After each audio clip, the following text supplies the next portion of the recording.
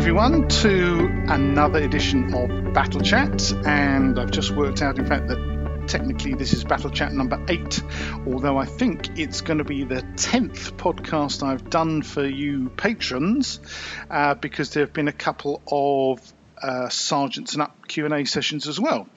But my special source here, my screen in other words, tells me actually this is going to be Battlechat number 8.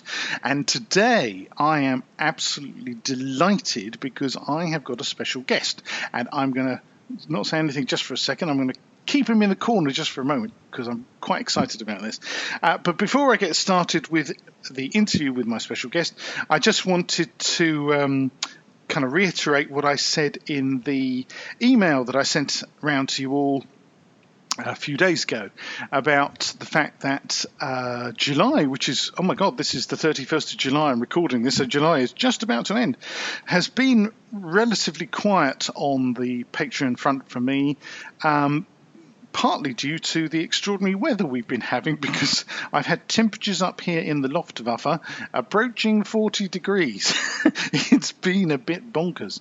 So I was going to do a recording with Neil Shuck last week, but it was just stupid. It was like a sauna up here, and I had 4 or 5 fans on the go, and it was just deafening, the noise from all the fans, so sort of abandoned that.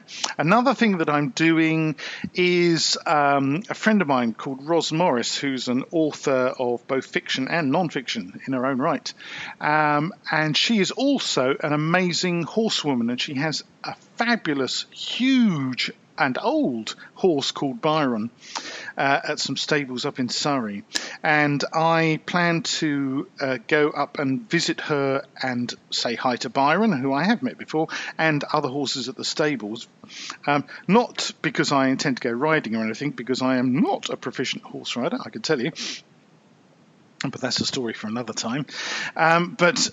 Because Ros noticed that I'd done my horse colours guide for the Wargaming Compendium, that many of you who've got the book may remember, the horse colour guide, because I also published it in Miniature Wargames with Battlegames a while ago to sort of spread the word. And she said it was great. Oh yes, that's fabulous, Henry. There's just a few things that I think you should tweak because some of the things I picked up on apparently were more American than British in terms of terminology, what have you. And also there's more to say about some of the things about horse anatomy and colours and markings and all that kind of stuff. And she said, so why don't you come to the stables and I'll show you around and we can talk about that. And I said, wow, yes, fantastic. Thank you very much indeed. I mean, literally, don't look a gift horse in the mouth, right? So I was going to be doing that last week as well. But after the heat wave, torrential rain and thunderstorms were planned. And it's not too good to be around a huge horse when there's a thunderstorm going on.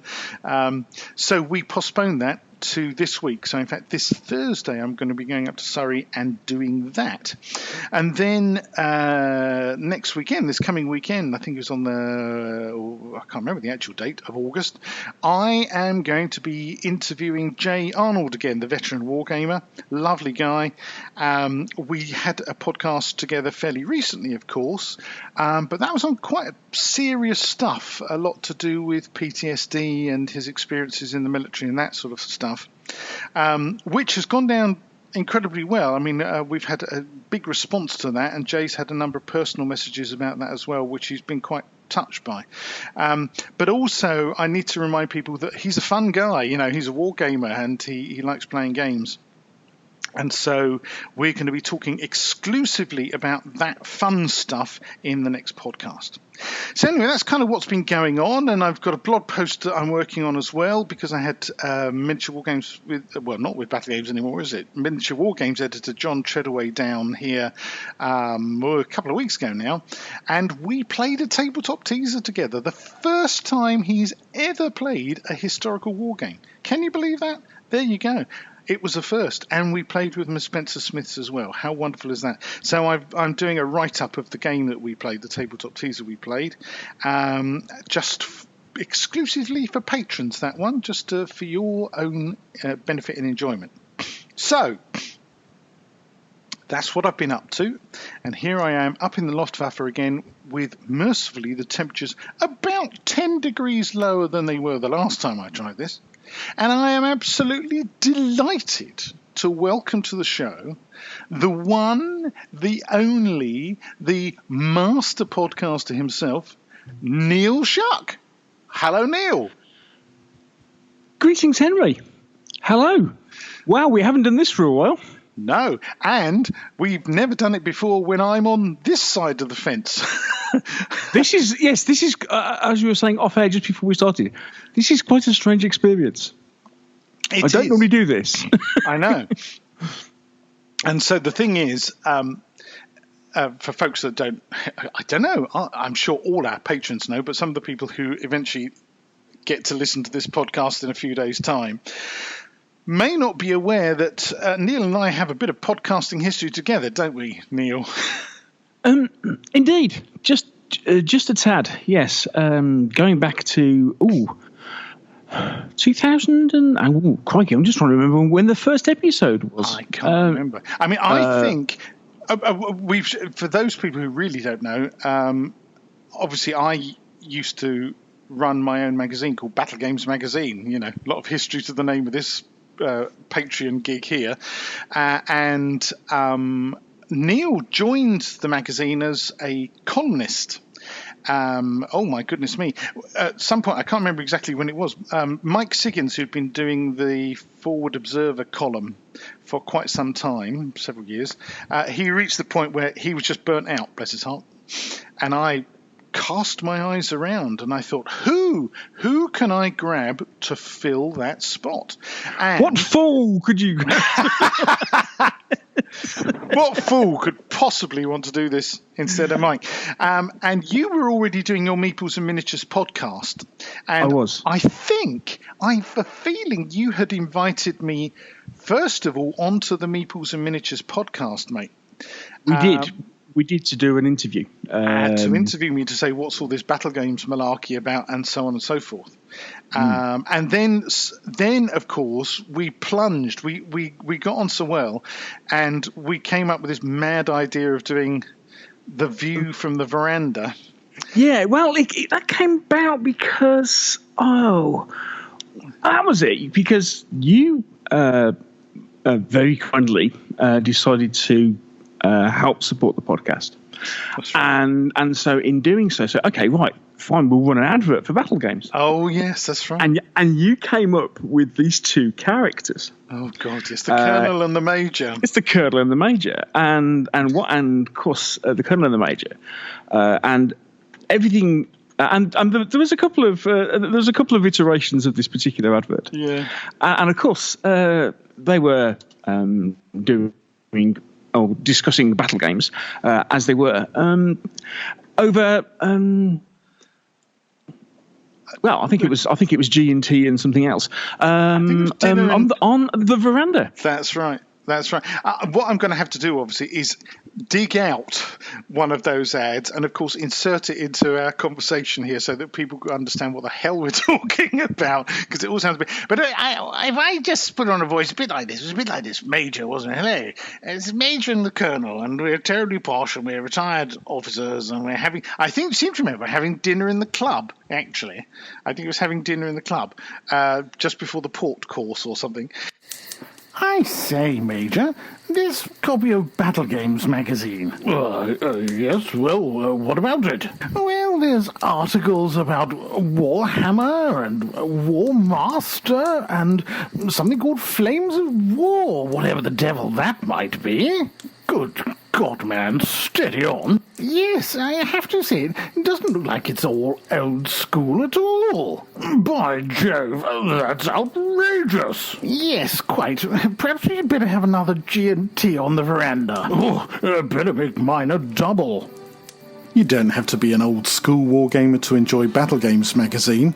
It's a surprisingly interesting read, whatever your taste in wargaming, so why not give it a try? Come on over to www.battlegames.co.uk, where you can order a sample copy or place a subscription online. Battlegames, the spirit of wargaming. but it did. It kind of morphed into this idea, didn't it? Of all right. Well, why don't we have a go at doing this other kind of podcast, which is basically just you and me rambling. Hang on a second. I think. Let's be fair about this. It was basically you talking and me desperately trying to get a word in edgeways. Which happened on the odd occasion because you were very great.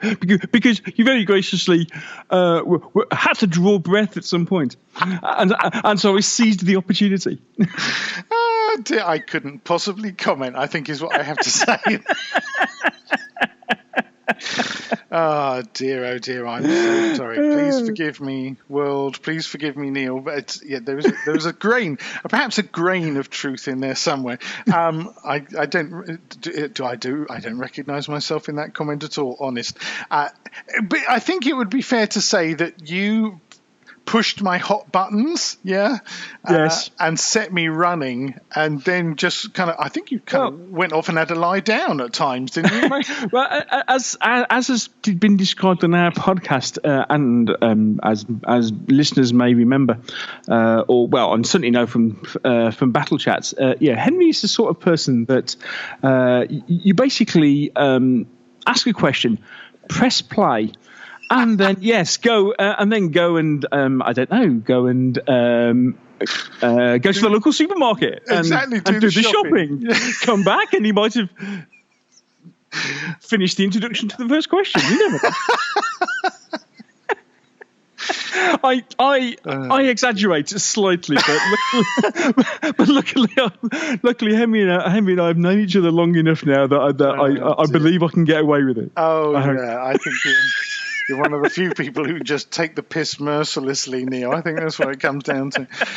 But anyway, I think that anyone who has barely a clue what we're talking about, the show was called The View from the Veranda, and it was never intended to be kind of a regular podcast thing. It was always billed as an occasional podcast, and we never had any show notes. I think that's the other thing. We never actually had any show notes. It was all because also the interval between them ranged anything from a couple of months, I think was the closest they ever were together, to blimey, I don't know, 6 or 8 months potentially, or a year maybe. I think one, especially in the later years. It was definitely a year. Yeah. Right. Okay. It's all right. I'm still trying to. You're trying to dig them out on your own. There is This is the sound on the one side of the microphone of Ben looking up things on the internet. However, according to the show notes on. The Meeples and Miniatures website. If people want to know what on earth we're talking about, I've never heard about this. All the View from the Veranda episodes are available. Here we go. First plug of the evening on the Meeples and Miniatures website, which is www.meeplesandminiatures.co.uk. And there is a tab on it's the third tab on the menu which says View from the Veranda, and we have where are we? We're looking at about, I think it was 15 episodes. Was it as many as that? Many as that, yeah. I mean, it ran pretty regularly, 2009 to 2013. Right. And then we had 3 shows, one in 2014. And then a couple in 2016, and at that point, life became busy, complicated, and various other bits and pieces. Yeah. I've just opened it up now, Neil. Gosh, do you know what? That's more episodes than I remember. So that's extraordinary. So episode number 1 would have been, crikey, what, 2009. 2009. Wow. I'll have a dig to find the exact date while we are chatting. Yes, 2009. Well, that's actually not bad going then. That's kind of averaging a couple a year, really. That's more impressive than I remember. But anyway, we just kind of used to, press record and off we'd go. And poor Neil, because some of them were quite long. Really? What was the longest one? Was it nearly 4 hours or something? Yeah, actually, the longest one I think physical recording time was about 4 hours. Wow. I think I got it down. I think I got it down to just over 3.5. Wow. But yes, on the odd occasion, we did. What's the phrase? Go on a bit between us. I just don't recognise who you're talking about here. But anyway, the thing was, we did develop a theme, which was point systems. And people, again, anyone who didn't hear, it was basically a running joke. We never actually intended to talk about point systems. I think someone at some point might have asked us, what do you guys think about point systems? I think they were expecting a sensible answer. And that must have been a long time ago.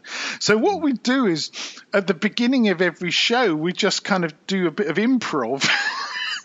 As if we are being overheard and interrupted, and we took it to the extreme. Let's be honest, I took it to the extreme. I was going to say we. I don't remember much of a we at this point.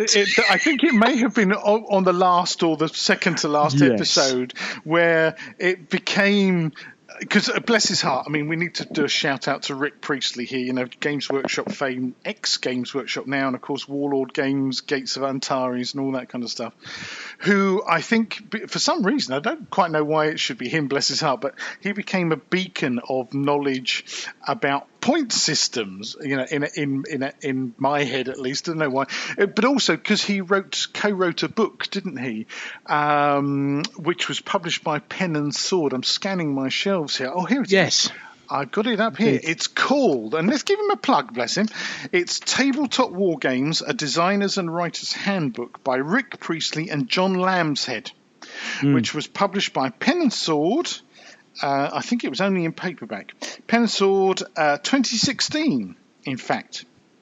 And I think this may have been the book that inspired me to do the mega Shaggy Dog story. I was going to say Shaggy Dog story. Yes, in more ways than one. In more ways than one. And I kind of made up this story about having been in Midhurst in Sussex, which is actually I was there just a couple of weeks ago as well, driving back from the Cotswolds. We stopped off. It's on the A272, folks. Midhurst is a lovely little town. It's famous for being the little, the town is a big village really, next to the fairly famous Cowdrey Park, which is where they do all the posh polo games, and they get all the royals are there for polo matches and stuff. So it's quite a posh area. But so it's got some very nice little bijou sort of fashion shops and coffee shops and very nice butchers and fishmongers and that kind of stuff. But also it's got a couple of charity shops. But charity shops that have got the kind of stock that most charity shops could only dream of, designer labels, that kind of stuff. Anyway, I made up this story about having come across in a dusty old cardboard wallet this manuscript of the Ultimate Guide to Point Systems. I can't remember what the full title I gave it. The Ultimate Guide to Point Systems by R.P. Riestley.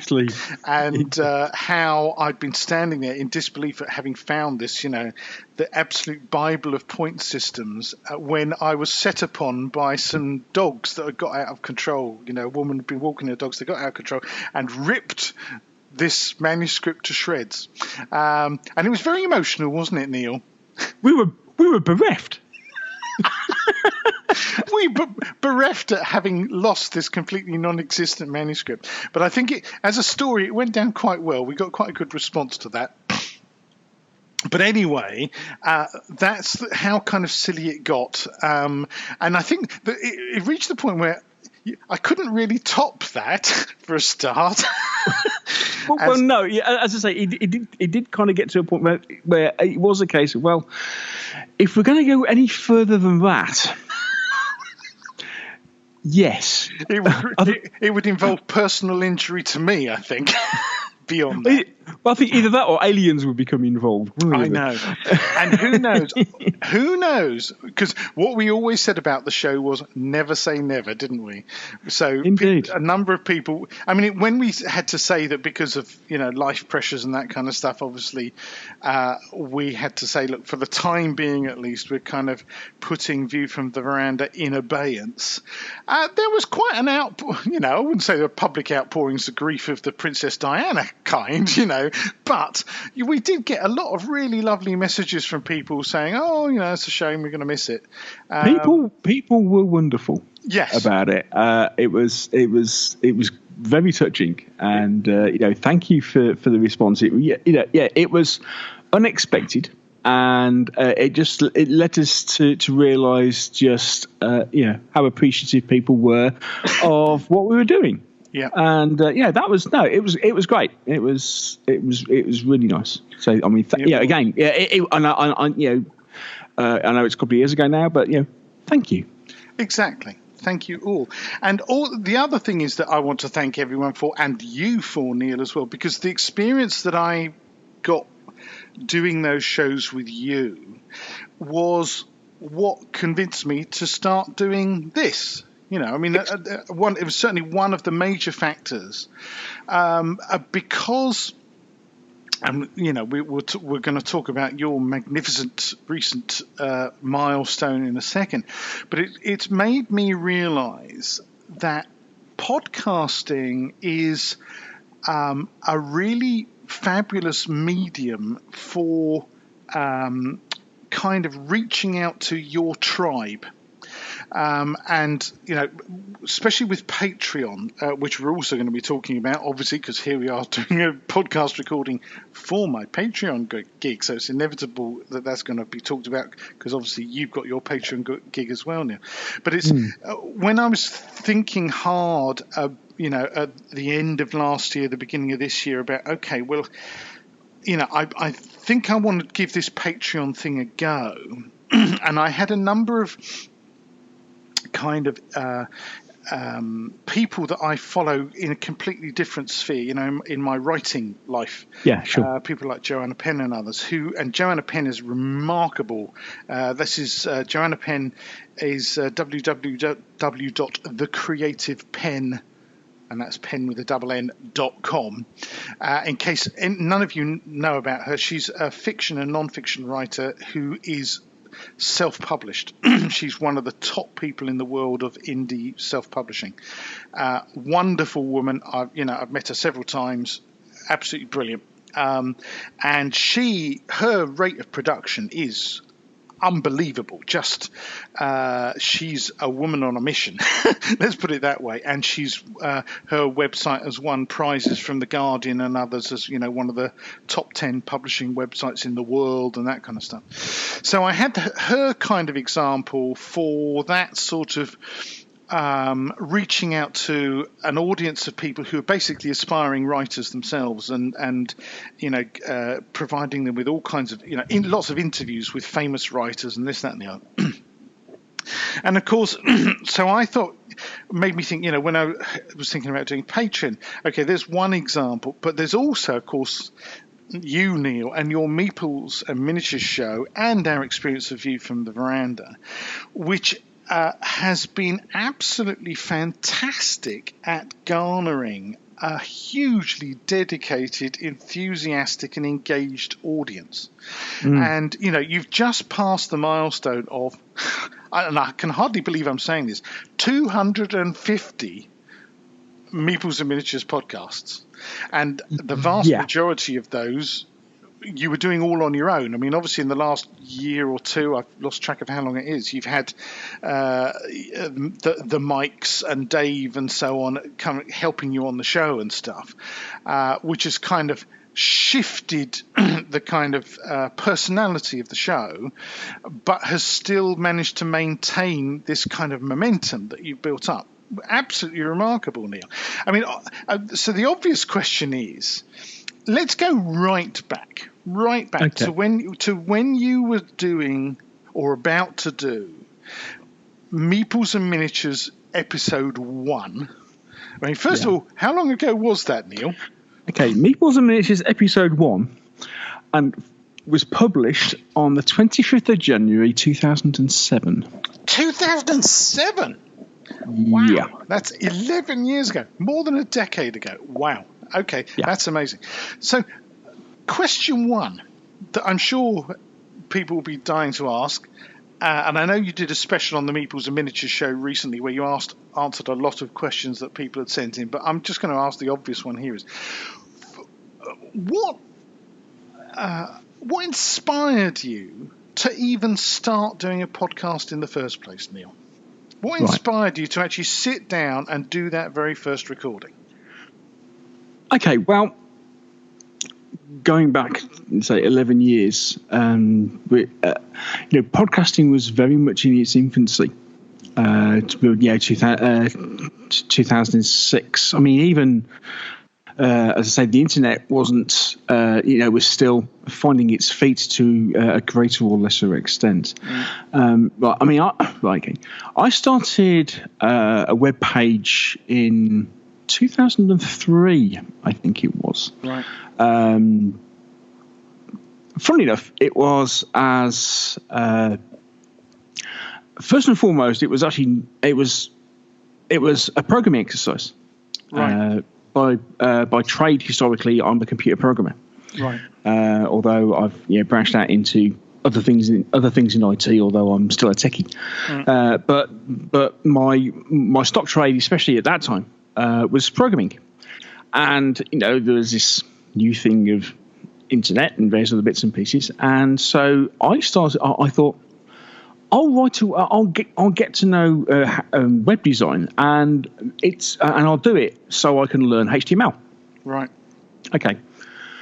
So that's how I first started writing, and so that was very much a case of a hobby blog. And back in the day, I mean, people might remember I had a blog called, I think it was Earthquake Skirmish Pages. Oh right. Right back in the day, because. Why on earth was it called Earthquake Skirmish? Well, I'm still Earthquake online in a lot of places. That was my username back in the day. Right. For reasons that are that, whilst remembered, are best forgotten. Shall we say? Okay. Let's just say even back in that time, I wasn't a small bloke, and and we'll leave it at that. Anyway, so. I was blogging and getting into the online side of the hobby. Yeah. Right. And obviously, at the same time, reading hobby magazines. And there was an article in Wargames Illustrated by a guy called Richard Denning. Oh, yeah. People may recognise the name Richard Denning these days because he's one of the guys behind the UK Games Expo. Yeah. Okay, so but right back, let's say this was 2000 and either early part of 2006, maybe even late 2005. Okay. He wrote. I think it was one-page article on podcasting, which was at that time a very kind of niche hobby, very new, very, very new. Yeah. And it was like, oh, this is interesting. And at that time, Richard happened to be running a podcast of his own called It's Time for Games. Okay. It's one of the very first board game podcasts out there. Mm-hmm. Okay, I mean, probably the most well-known board games podcast around these days is the Dice Tower.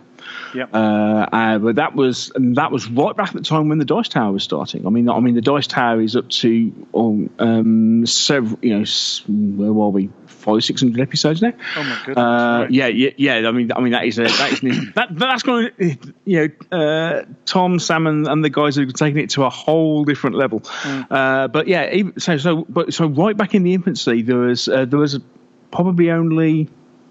handful of podcasts around by some dedicated enthusiasts, and so Richard was doing this podcast called Time for Games.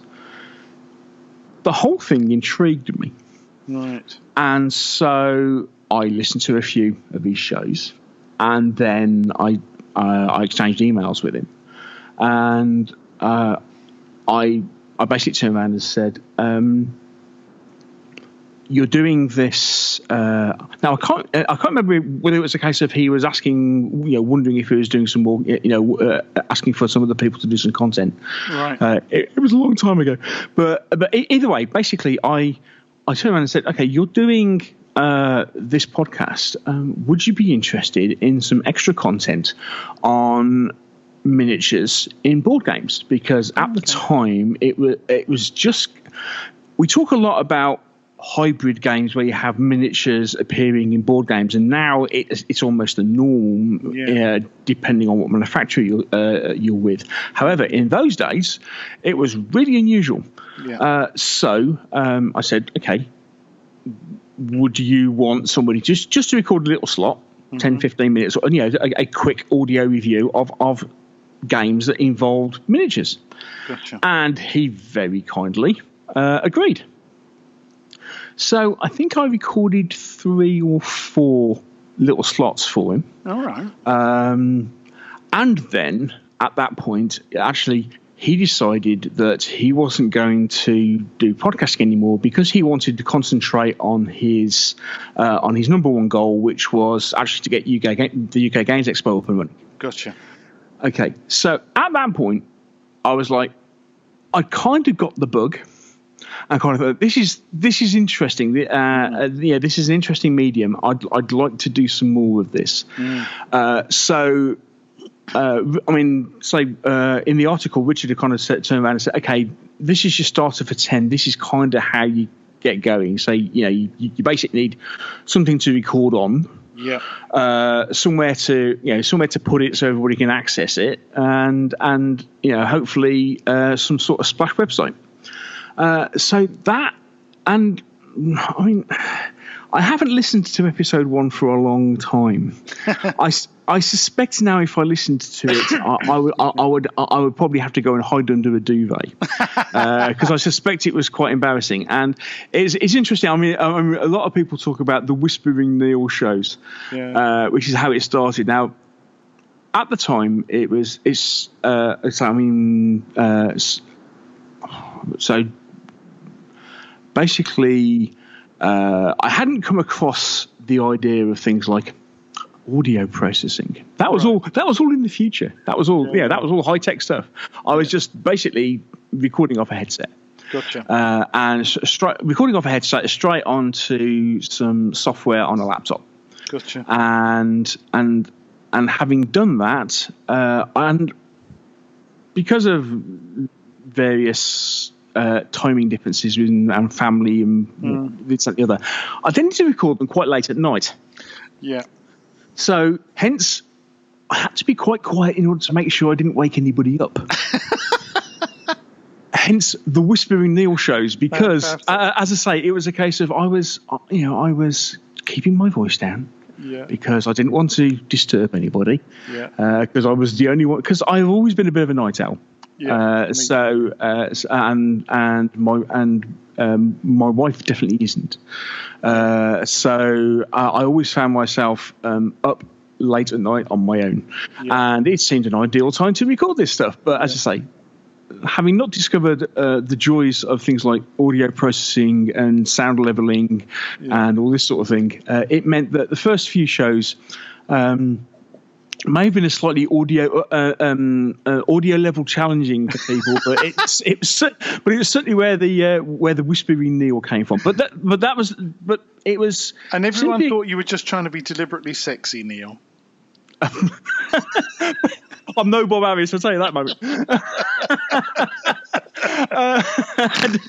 But I mean, that was basically, it was a case of, I thought this is a really interesting medium, and I'll give it a go. And funnily enough, people started listening, which was, I mean, the person who was most surprised about this was probably me. Oh, I know, yeah. And it all kind of went from there. I mean, in some ways, you kind of look back and go, why on earth would people want to listen to a Brummie stumble over his words about war games? you know, Well, there is that, yeah. yeah, you know, but I mean, okay, I was one, especially on the wargaming side, outside of I think it's 40K radio. Yeah. I think we basically established that I was the third. I am the third oldest wargaming podcast on the planet. Wow. The other two are 40K radio. That has been through several iterations, but I think it was 40K radio was around, and the other one, funnily enough, in whatever iteration it originally was what is now the War Games Recon show with Jonathan Reinhardt. Yeah, absolutely. I was going to mention Jonathan over there in the States. Yeah, he beat me. I think he beat me by a couple of months. And however, I always have a friendly rivalry with him about it, because he basically took a year off. I'm thinking, that's cheating. Doesn't count. Oh dear. But anyway, but yeah, so that's kind of that's how it started. And it was almost by accident. It was simply a case of Richard very kindly let me on his show. And then people started listening to me talking about board games, and to be honest, it was there was a lot of board games to begin with, because I've always I suppose I started as a war gamer. When I got back into the hobby, I very quickly adopted board games. And so it was always talking about both. And then it's one of those things of these days it's very much let's speak what is your unique selling point. And the bottom line was not many there weren't actually that many shows talking about gaming at all. I mean whether historical, fantasy, sci-fi, or what have you. Maybe called there were shows like there's a great one out of the States called All About Miniatures. And there was crikey. I'm doing the guys a disservice now, because the name has just gone. But as I say, remember later, that's fine. Yeah, but as I say, but the bottom line was there wasn't that many, so I thought, well, I'm talking about. Talking about board games, and there's even then there were a lot more board games podcasts than there were war games podcasts. And in this, what appears to be a growing market, there's room for something like this, and obviously from the fact that people were listening to it, it was finding an audience, and as I said, there was no one more surprised than me. So it just kind of went from there, and then as you just kind of start to chat to people, and then what we're doing at the moment, was talking over Skype and recording that was a major revelation, and that because and again that was a few years before. I was able to do that. And of course, at the point where you can have a conversation and record it with somebody that isn't in the same room as you. I know, absolutely. It's amazing. I mean, I have to say, I've come to that relatively late, but to me, I've been involved with the internet myself since early days. I mean, crikey, my first Battlegames website was 18th of June 1998. It just celebrated its 20 years. And when I think back to when I started, what now you would call blogging, of course. It wasn't called blogging back then. It was just, as you say, HTML and JavaScript and all that stuff, building sites by hand. And now, God, if I'd realized where it was going to go, it is mind-blowing. The technology makes stuff so much easier now.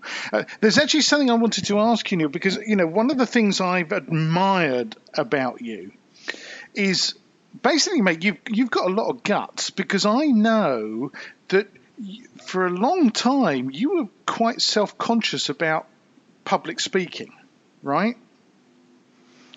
Yeah, very much, and to a certain extent still am. Do you feel that doing the podcasting has helped you to kind of overcome that? No, good editing has helped me to overcome that. Touché, monsieur. If people heard, and I mean, you're hearing me now primarily in the raw, because we discussed off air the fact of editing, or the lack thereof in podcasting. And Henry tries to, it's a conversation, so you're hearing me kind of in the raw. But since I was probably 8 or 9, I suffered with the stammer. Right. So that was an issue for a number of years, and to a certain extent still is. Yeah.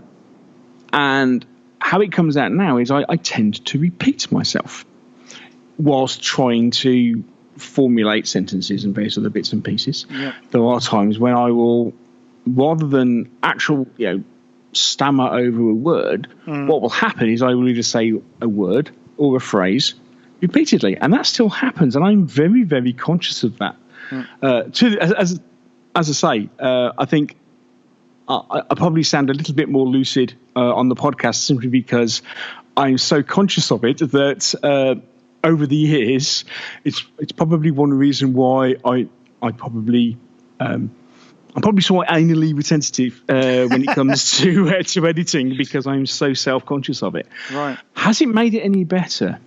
Because you're chatting away now really naturally. I mean, there's I don't, because even I consider myself to be someone who can, as we have discussed earlier, Neil, can blather till the cows come home.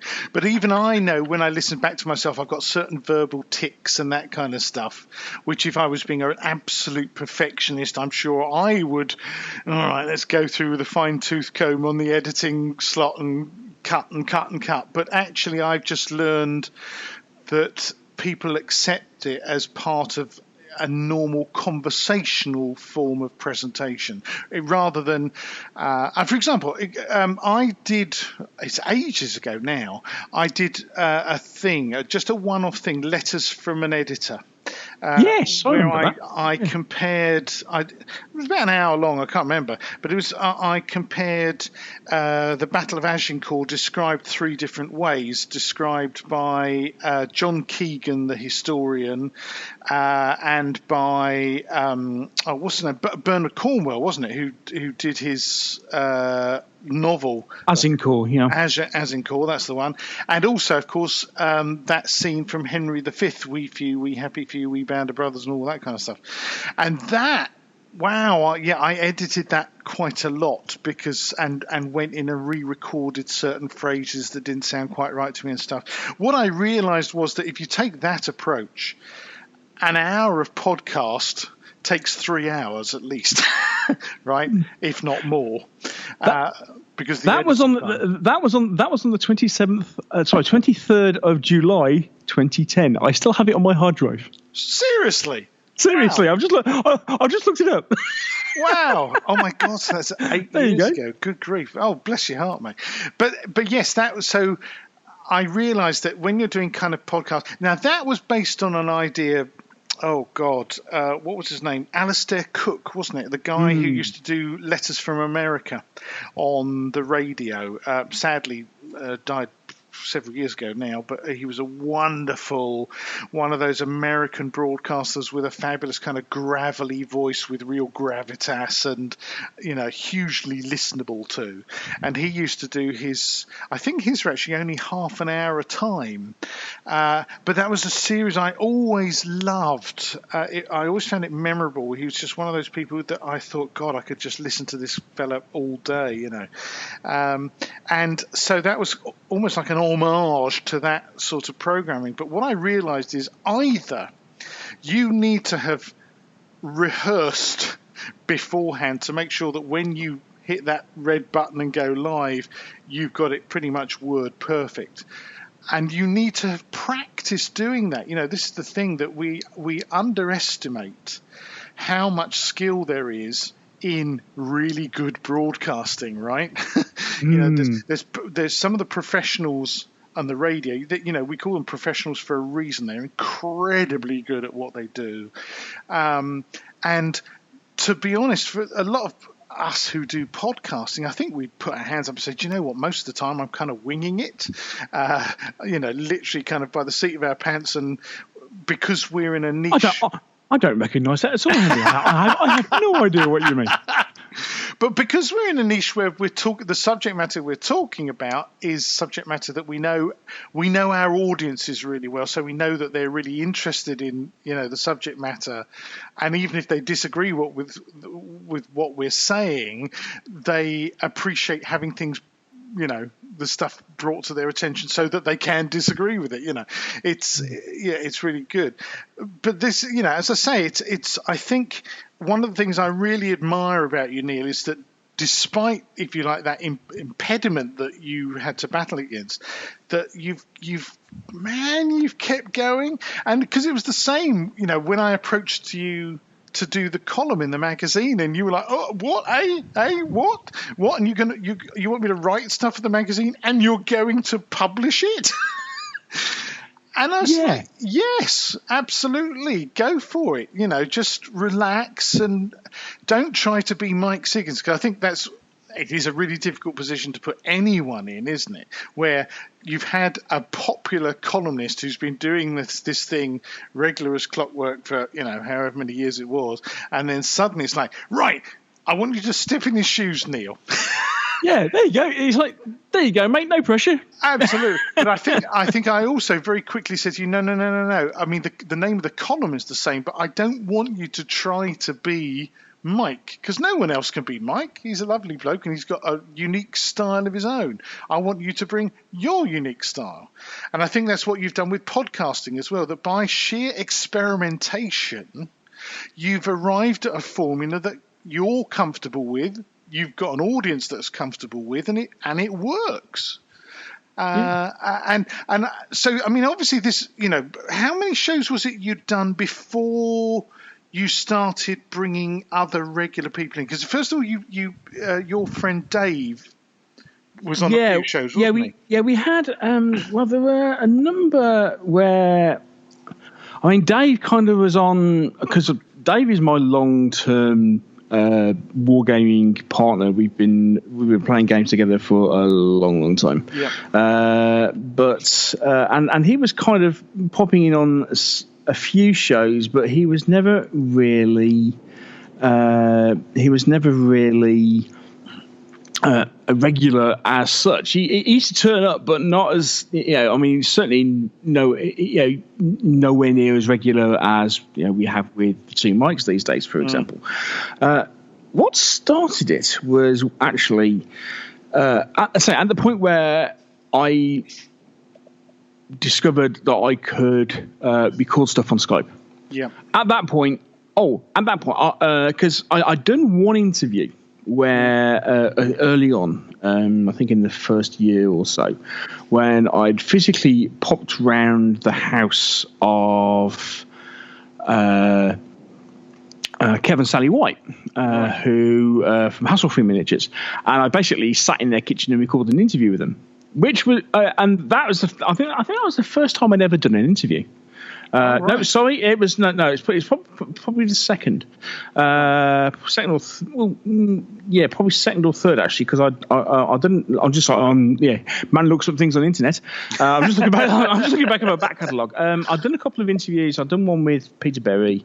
From Bacchus. I'd done one with Andy and Wendy from West Wind, and then I had this big interview with Sally and Kev, which is brilliant because we went through everything, and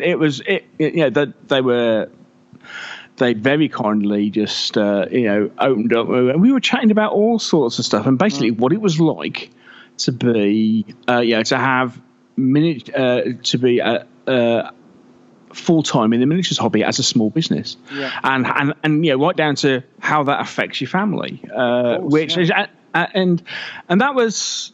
And I kind of went, wow, this is powerful stuff. It's really kind of, and again, as with all interviews, it's something that you don't, and especially in our industry, you didn't come across much at all. So I thought, wow, this is really cool if we can do this. So that's kind of where I got the whole idea for doing interviews, but it didn't really start happening a great deal until I finally sorted out all the technical side of things. Now, it's probably around about the mid-50s that started settling down into regular interviews. And I talked to people like I chatted with Rich Clark from Two Fat Lardies, and I recorded some interviews from Partisan and a few other bits and pieces. And I'd known him for a few years, but I actually interviewed Rich Jones. Gotcha. Who is known as? I mean, he's done a lot of work in the background over the years in various supporting. He's done a lot of playtesting for a lot of companies, and was it Skirmish Sanguine, his rule set? No. Rich Jones. It was the one he's probably best known for is Flying Lead. Ah, yes. But he's done in the past. He did a lot of work with, and he works in the media. I mean, like for example, he was the other guy behind Wargames Journal. If you remember Wargames Journal magazine, it was Neil Fawcett and Rich Jones. They were the two behind Wargames Journal when that first came out, and I got to know Rich around about that time because, funnily enough, that's when I first started writing for magazines, because I wrote a few reviews for them, and got to know Rich, and then we hit it off. So actually, the first co-host on the show was Rich Jones. He introduced me to Mike Hobbs. Right. And the reason we originally talked to Mike Hobbs was because Mike was one of the guys who was working very closely with Gripping Beast on the development of Saga, and he was running all their demo games of Saga when Saga first came out. So actually, I believe the first time I had, so this is going back. I was chatting with Rich. So now we're around like 2011 sort of thing. Yeah. And then here we go. Episode 85. Was it episode 85? Here we are. Episode 85. All right. Was when I got first time Mike Hobbs appeared on the show, and we were talking about Saga. Gotcha. With Mike and Rich, and then. Mike came back on the show to chat about Muskets and Tomahawks, which was another Studio Tomahawk release that he'd been involved with playtesting. And having got to know each other, at that point, it became a three-way. Basically, I think it was around about episode 95 that it became a three-way show. Gotcha. And then and it just kind of went from there. It was a relief to me to have more than one voice, simply because having a conversation is always easier than doing a soliloquy. Yeah. And to be perfectly honest, it's easier to listen to. From a sheer just dynamic point of view. It's one. There was a reason why so many shows are now multiple presenters. So that doesn't happen by accident, and if the professionals are doing it, well, having a conversation and different voices and obviously different opinions and what have you is so much easier. Yeah. So that's kind of where it went. It was it came from getting other people on the show came from a desire. Other than interviews, I was looking for somebody to have a conversation with. So it's literally a case. First off, I asked Rich and said, "Would you mind coming on?" Rich was very kindly agreed, and then I got to know Mike. Mike got involved, and then it all kind of went from there. Really, Rich left due to just general life, and so then let's say Dave kind of came in and out all along with it on this. He was involved in some shows, not in others, and then Mike Whittaker got involved, and so that's where we are. How did you link up with Mike Whittaker? Where did you know him from, Neil? Well, I come across Mike at Peterborough Wargames Club a couple of times because they're regulars on the show circuit. Yeah. So I'd met him, and I was aware of his writing because he wrote several articles for Two Fat Lardies for their summer specials and stuff like this. Right. So I was aware of Mike. He did a podcast. Podcast episode 1 called The Miller's Tale, and funnily enough, he's just published episode 2 about 2 weeks ago. Probably as I say, talk about a difficult second album.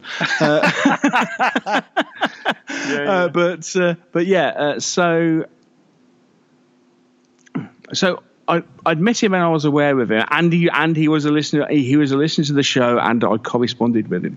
Right. So I was aware of him, and then, funny enough, it was the last time we took a holiday, because.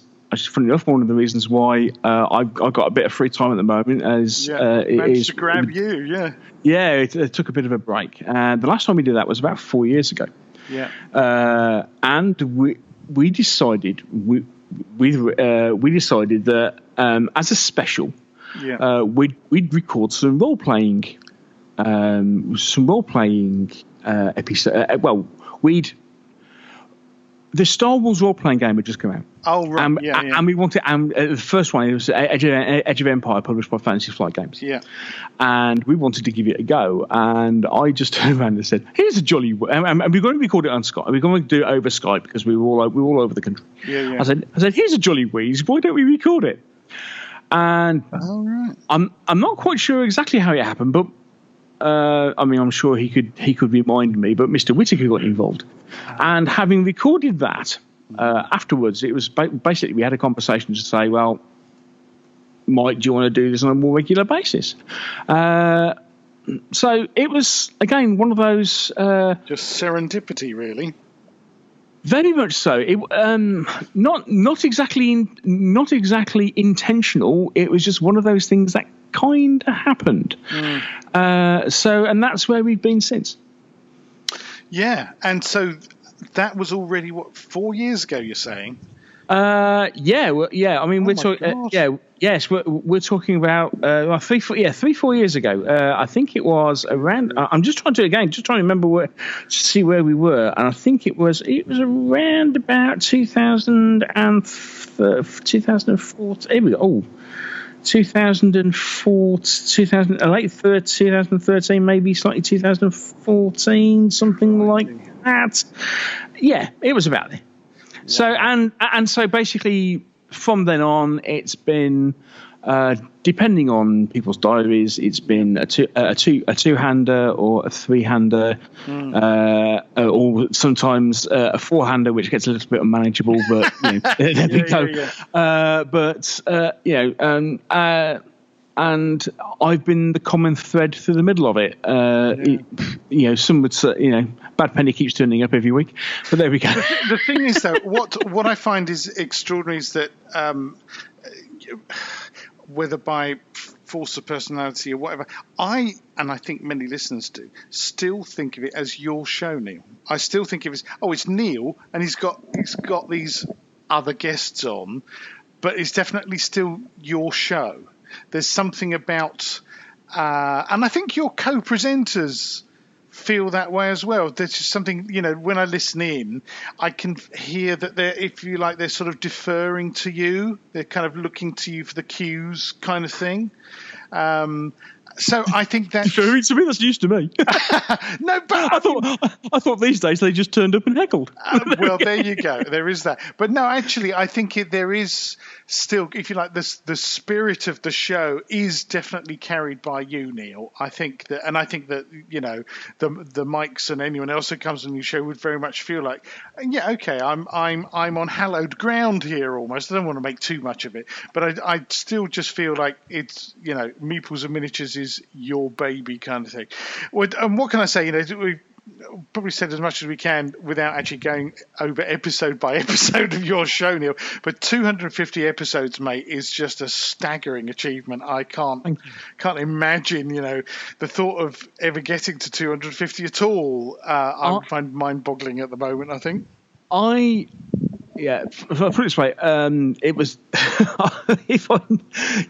it definitely wasn't intentional when I first started. And to be perfectly honest, there have been times when you kind of get back and think, am I still, why am I still doing this? Yeah. And to be honest, there were two reasons why. I I enjoy chatting about the hobby. Yeah. And actually, the reason I do it is because people listen to it. Yeah. Without people listening to it, I would say, what's the point? Absolutely. But at the end of the day, over the years, bless people. Some people have been with me right from the very beginning. They've listened right from show one, and I think they deserve a medal more than me. But yeah, I've built up, and see, this is the brilliant thing, and this is the thing I love, is that there is a community that has built up and surrounded the show. There are a bunch of people from all over the world who I would never have met and never had come across contact with at all if it wasn't for Meeples and Miniatures. And these people have become friends. I obviously, some people were better than others, but these people get to know you, and especially with the way we present the show, in the fact of it, it was never meant to be massively professional. It was always meant to be one of those things where it's almost like friends down the pub talking about games. Absolutely, I was going to say three blokes down the pub. Yeah, and that has always been our approach, and that in a fortuitous way has caught people's imaginations, and they get it. And people have got on board, and the conversation continues offline. And some of the as with everything, you start becomes the odd running joke or two. Such as my painting and stuff like this. But and people get involved, so that is I would never have imagined getting anywhere near this, except for the fact that, and to a certain extent, to a greater extent, it's a case of, you get to a point you're thinking, I don't let these people down. Yes, absolutely. These people have, as much as I've invested in recording, people have invested in listening. People have spent part of their life listening to. Quite a large part of their life. Well, quite, yeah.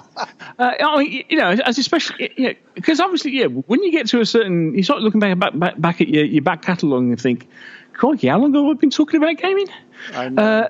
And it's. Let's be honest now. On average, if you've done 250 shows, we're talking about your listeners have given up 500 hours of their life. Indeed. Stuff. Indeed, That's almost as much. Almost as much as the view from the veranda, isn't it? Yeah, that only went for the yes.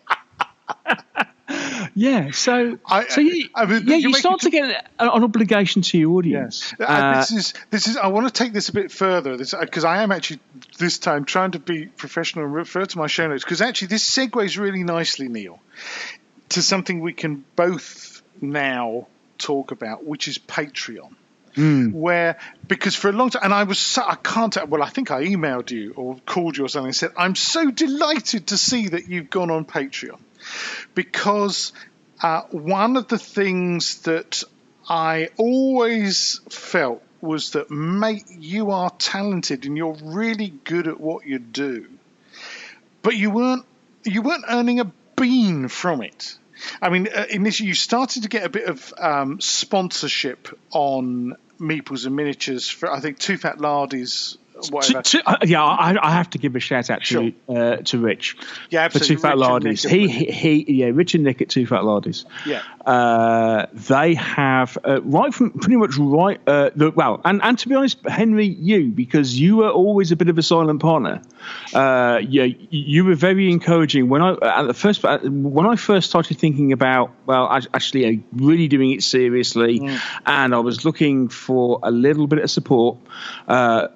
There was you and there was Rich Clark, but Rich Clark especially has been there right at the point where I started sponsorship. He was almost the first person on to say, I want to support what you're doing because we believe in what you're doing. It's important because, as I say, the whole reason behind the show was to talk about the games and the companies that people don't talk about, because everybody talks about the big guys. Everybody, and again, it's same with podcasts. It's there are podcasts and YouTube channels for Games Workshop there are dozens of them these days. And the major manufacturers, there are dozens of them. However, this, again, part of this came out of my own experience of, for want of a better phrase, coming out of the shadow of Games Workshop and suddenly looking around and kind of going, oh, hang on a minute. There's all this other stuff. There's all this other stuff around. And of course, how that has expanded over the course of the podcast running over the last 10 years. But so, and Rich, bless him, was right from the start was really behind the fact that he believed in supporting those companies that otherwise wouldn't have a voice. Yeah, absolutely. And so right from the start, he was like, I believe in this and I want to support you. So a huge thank you to Rich Clark and yourself, Henry, because basically between you, especially from when I started, from when I actually started, any form of advertising, basically you kept me on air for a year, at least, basically by paying my hosting fees, and to be, which before would be coming out of my pocket, and it is actually kind of as nuts and bolts as that, and as you know, Henry, in IT, especially once you start getting into the amount of downloads and various other bits and pieces, sometimes these things start getting expensive, or at least certainly not cheap. And it was getting to the point where it was getting more than just a casual hobby. Yeah. So and as I say, so that's so I just want to excuse me. Thank you for thank you for letting me diverge. Oh, me diverging. Shocking indeed. No, but just to give that shout out because without that, the thing that I know that I always thought was ironic was when Rich started doing his recording his ads for your show, and I was thinking, hang on a minute, that sounds like the Colonel and the Major.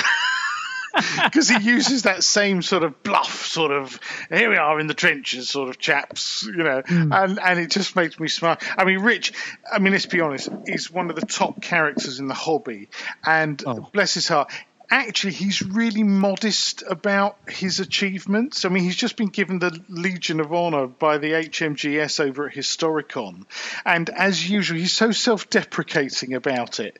He's an absolute Trojan of a bloke. I mean, he's a grafter. That's one of the things I always respected about Rich Clark is, man, he works his fingers to the bone, and anything he achieves has been by the sweat of his own brow. I mean, sometimes literally, when you see they've taken delivery of the latest version of, Sharp Practice or Chain of Command or whatever, and his house is full of boxes. I mean, this is a man who takes hundreds of stuffed envelopes down to the post office on his own. He's an absolute grafter, and he's so self-deprecating, and yet he's a hugely intelligent and enthusiastic and sincere bloke. I mean, when I was in trouble, with the magazine and stuff, I mean, Rich Clark basically gave me some layout work to do on a couple of the rule sets. The Dave Brown's General D'Armée and I've forgotten the name of it now, the American Civil War set. That's terrible, isn't it? What was the ACW set called? And that basically helped keep me afloat for, a couple of months, quite honestly, what he paid me to do the layout on those. So, I've got my own reason to be hugely grateful to Rich as well. But, if kind of moving on slightly, as I say, that I was so pleased to see that you'd kind of picked up on what potentially Patreon can do for you. Now, obviously, for you guys at Meeples and Miniatures, where essentially you're just looking for funding for your podcast, it's slightly different from what I'm doing, because I'm effectively with Patreon, I'm kind of doing an online magazine, one-man band magazine, kind of multimedia magazine. So, but I mean, what was it that kind of flagged up Patreon for you, Neil? What was it? How did you come across Patreon? I think it was from listening to other podcasts. Sorry, my memory can be a bit hazy on these sort of things, but yeah, I kind of became aware of it. I think it was the D6 generation was the first time I'd heard about it. D6G are one of, again, I mean, they're another podcast that's been going for a long time. They're over 200 episodes now. A couple of guys based in the States. Again, doing a general gaming podcast, really good production values, and what have you. Great bunch of guys. Anyway, and they started talking about this thing called Patreon. So I had a look, and crowdfunding and various other bits and pieces, and I really wasn't sure. And to be fair, several listeners, I mean, a couple of guys basically badgered me for at least a year, kind of going, why aren't you on Patreon? Right. And the thing that, I mean, it wasn't until I really kind of looked into it and looked more about it that I kind of finally took the plunge. To be honest, the thing that stopped me initially was an issue about, for want of a better phrase, performance pressure. Right. Okay. I understand that. Yeah. If doing something as a hobby, and then having people pay for it, are two things entirely different. Oh yeah, babe. Just a tad. And whilst it's very nice to have people that people want to contribute. I was really reticent to move into that simply because I'm thinking, well, and I knew the show over the years has had issues with regularity, and just how often we can get things out.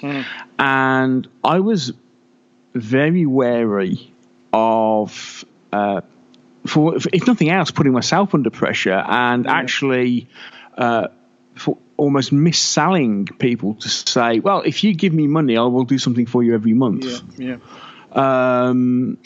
And I thought, I don't know if, and not only it's a case of do I want to have that pressure, but also, again, that's this thing of, I don't want to let people down. What happens if something happens and you can't do something, which was actually major difference between yourself and me, for example, on the way. And this is something that happens that Patreon allows you to do, is that you can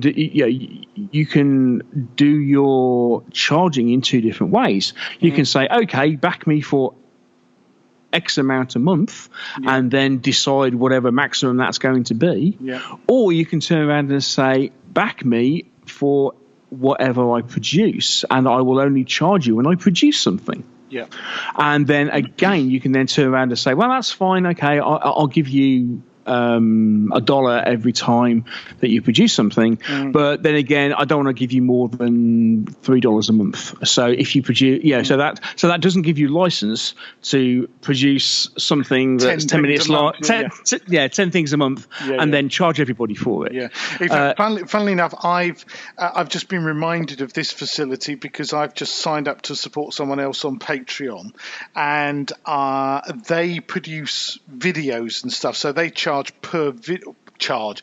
I would get billed per video, and of course, if she suddenly did 5-10 videos a month, I might suddenly find myself forking out $20 or $30 a month. So it gives you the ability to set a limit. You can say, right, okay, I'll give $2 per video, but I'm only going to sponsor 2 videos maximum a month, for example. So say maximum $4 or whatever.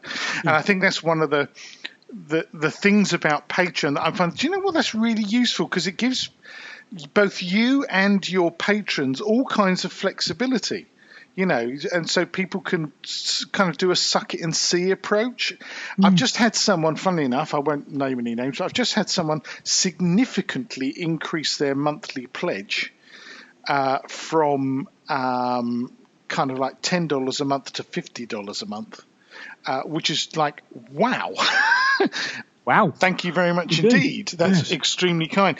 And yet I've had other people, and to be honest, it's mostly people sort of at the lower end, the $2.50 and $1 pledges, who've dropped off. Unfortunately, the feedback you get from Patreon when someone stops pledging is minimal.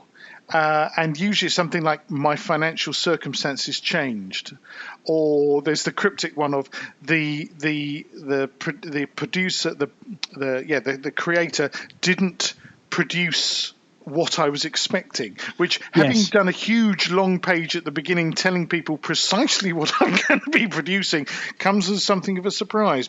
But there we are.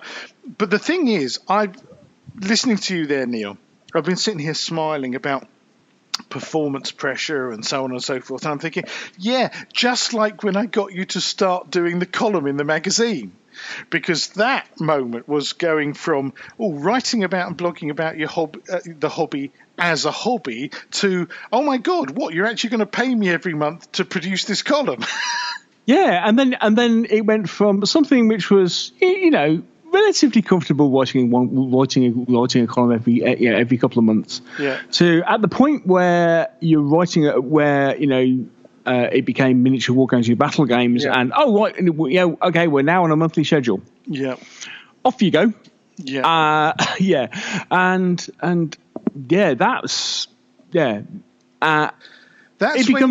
when it becomes a bit of a professional.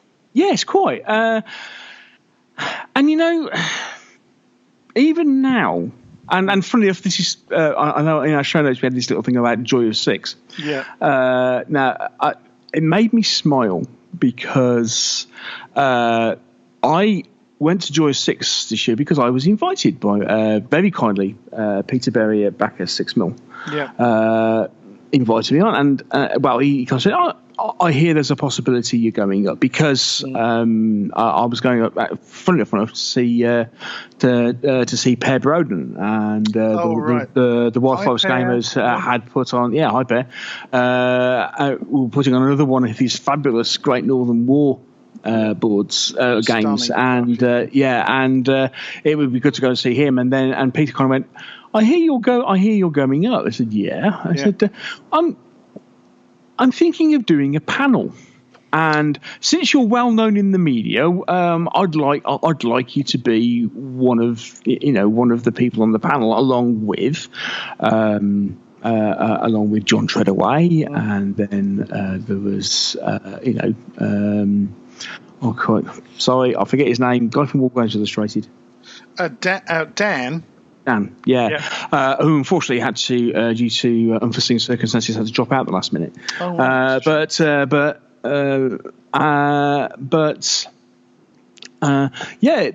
he said, "Well, you're a well-known voice in the media," and it was like, yes. Really? Yes, mate, you are. And you see, I don't invite anyone on my podcast, mate. You're a top man in the hobby, mate. Well, you see, I still struggle to get my head around that. I know, and people might kind of think, why is this guy on? He's, I've written a column in a magazine for a number of years. I've done 250 podcast episodes, and yes, your face gets known and stuff, but I still have this, this whole thing of, again, I am constantly and pleasantly surprised that people are interested in what I have to say. It's called Impostor Syndrome, Neil, and we all suffer from it. There are times, when funnily enough, talking to Arthur, I got visited today briefly by Arthur Harmon, whose name many people will recognise. He's been around in wargaming for donkey's years. In fact, he was on the telly show. What was that TV show? Game of War, back in wow. Yeah. If you remember that, with Angela Rippon and others, way back in the day. Arthur was on that, and he's been in the wargaming scene for donkey's years. Still writes regularly for Miniature Wargames, actually, and he did, if you might remember, he did the Gladiator game that was in my book, the Wargaming Compendium, the Hock Habit thing. And also, bless his heart, he's brilliant at doing indexes. So he did the index for that book, and he's going to be doing the index for the next book, which we shan't talk about just at the moment. Don't mention it. But anyway, the Impostor Syndrome, where, for example, I go to a war game show, and it happened at the last Partisan. The last show I was at was the first Partisan in May, wasn't it? And someone came up to me there and said, "Are you Henry Hyde?" And it's like, "Yeah." "Oh yeah, I've read your book, love your book, da da da." And it's wonderful and terrifying all at the same time. Yep. And it's an extraordinary thing, because it doesn't matter how much you've put yourself out there, how much work you've done, how much actually you work bloody hard to gain people's respect in the hobby. When it comes to the crunch, exactly as you said there, Neil, this little voice in your head goes, "Who, me?" Little me? No, surely you must mean someone much more important than me. But the fact of the matter is, mate, as you've just been described, you've been podcasting since, what was it, 2007? Yes. So, like it or not, mate, you are a well-known, respected figure in the hobby, and however many years it was you wrote the column in the magazine and stuff, you've put out, and you're blogging, you've put out a lot of material. And I think the thing is, what I've come to understand is that people appreciate that you've put your work in and put your back into trying to kind of broaden and deepen your knowledge of the hobby as much as you can, so that actually it doesn't matter what question someone fires at you now, you're going to have some kind of sensible answer to it. And I realise that now, that there aren't many questions about the hobby that someone could throw at me and I'd go, "Do you know what? I haven't got a clue." And also, you've got the honesty that if someone does ask you a question where you don't know the answer, you don't BS it. You say, do you know what? Actually, I don't know the answer to that. I'll go and look it up. That's the other thing. Is the knowledge you have is, even if you don't know the answer to the question, you know where to go to find the answer to the question. Indeed. That's you've educated yourself in the hobby, and when I think back to university, that's what's the point of a university education. That's the whole point, is that if you don't know the answer to a question, you know where you need to go to find the answer to that question, rather than, as is happening in the world these days on the internet, fake news and all that. People just make shit up on the spot. They'd rather tell a lie than admit, do you know what? I don't know the answer to that. Good question. I'll go and find out. So, but anyway, this thing where you guys going on Patreon, it's just absolutely right. And I think the fact that, I don't know how many supporters you've now got, Neil, or how much you're getting from your Patreon, but certainly now it's enough people to make you think, wow, actually, that's okay. Yeah. I've got 50 odd. I think it is, and thank you to everybody who's supporting it. It's very, very kind. As I say, it's still something that I've got. Okay, people are willing to turn around and go, yeah, we'll support you, and there are people that for whom it's a bit more of a important revenue stream, like yourself. Where it is a great tool for being for people to be able to support you in what you do. But as you say, all of a sudden, Battlegames is back. Well, as if it ever went away. But you know what I mean. It's all of a sudden it's back as something that let's be honest, it's something that helps pay a couple of bills, and for a lot of creative people, it's that fundamental. And interestingly, at a time when, for example, YouTube very prominently has in recent months changed its funding massively, and there are a lot of people who were getting a revenue stream from YouTube who aren't anymore. And so when you have a company that allows creative people to to support their or allow other people to support their creativity in what they do, then it's a great idea, and from just simply from a nuts and bolts point of view, it makes life easy. Absolutely. I mean, the thing is, for me, slightly different position for you, because obviously you've got a full-time job as well. From my point of view, being completely self-employed, and I'd gone through, and I've said it elsewhere on air, I've been through a really dark time. My mum died at the end of 2016. I'd left the magazine just before that in September 16. So I went from thinking, okay, I'm leaving Miniature Wargames, but I've kind of got my future planned out with the Gladius thing that I launched and all the rest of it, and then suddenly everything just took a kick in the nuts, frankly, because Mum, bless her heart, in her wisdom, had made me co-executor of her will, and if she'd realised what that was going to lead to for me, she would probably be spinning in her grave, bless her, because I just ended up having the most dreadful kind of 18 months of my entire life. And the significant thing was that all the stuff that was going on, which I'm not going to go into, but basically it prevented me from earning a living from my design business. It gobbled up such a huge amount of my life, both in terms of the hours I had to put into sorting out the mess and the depression that it led to, basically, in family rifts and depression and that kind of stuff, that my income just was more than devastated. It was just, it collapsed completely. So by the end of 2017, I really was in a position where I was thinking, do you know what? Either I find some way of earning a living again from my involvement in the hobby of wargaming, or I literally am just going to go back to it being my little hobby, couple of hours a week, and go and get a proper job kind of thing.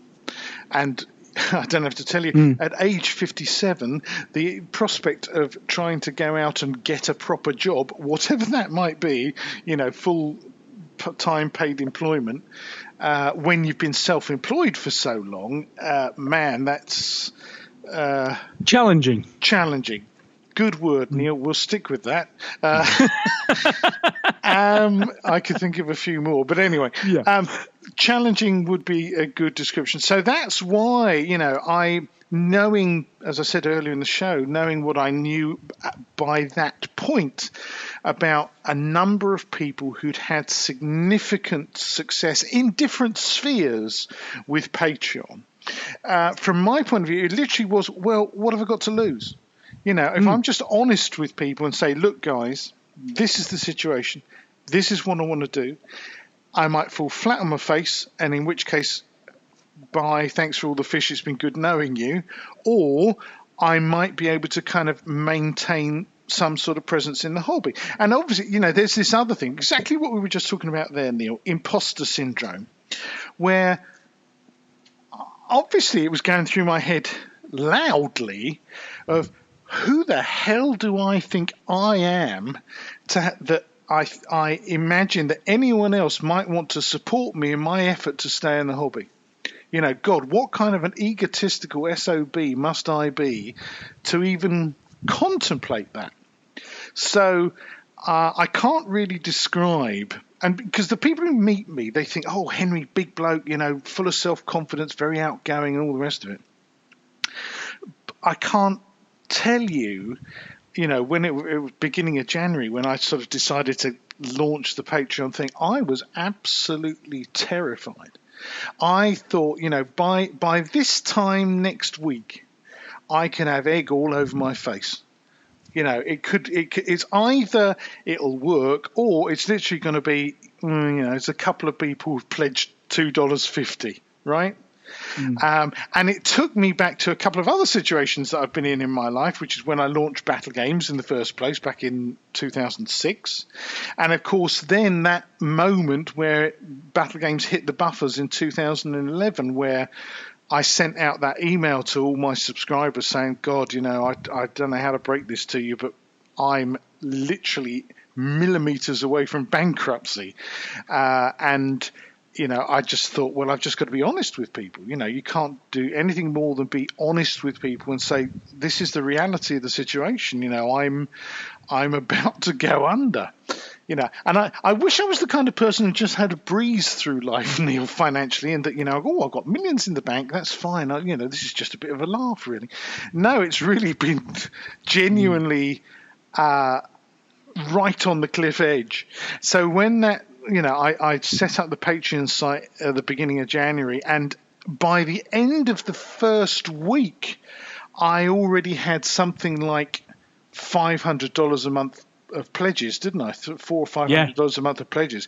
I was like, oh my God, that's hugely relieving, obviously. And absolutely amazing. I mean, to say that I was choked up with emotion at the response that it had got, the loyalty, because this is the other thing, Neil, when you've been in the hobby a while, I was seeing names come up that had been people that had subscribed to Battlegames issue 1, So these are people who've been loyal supporters for 10 years or more, and God, you can't buy that. That's just utterly amazing. And so since then, I mean, I think I'm at like 700 and something. I mean, I think the actual gross figure that comes in, because you know how Patreon works, there's a gross figure is like $800 and something a month, and then they take their chunk, and then there's of course it's all done in dollars, so you then got to exchange it into sterling. But I think the headline figure that's on the front of the website is something like $750 a month, something like that, and it's reached a point now where it's kind of plateaued at the moment.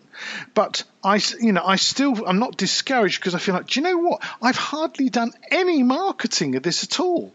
This is all coming from people who have known me for years, and or know me through Twitter or Facebook or something like that. I've not actually done any ads anywhere other than on the Wargames website.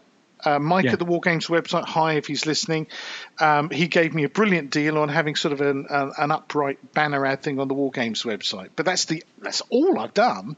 I've not even put any ads on TMP. I've not done any ads in magazines, nothing.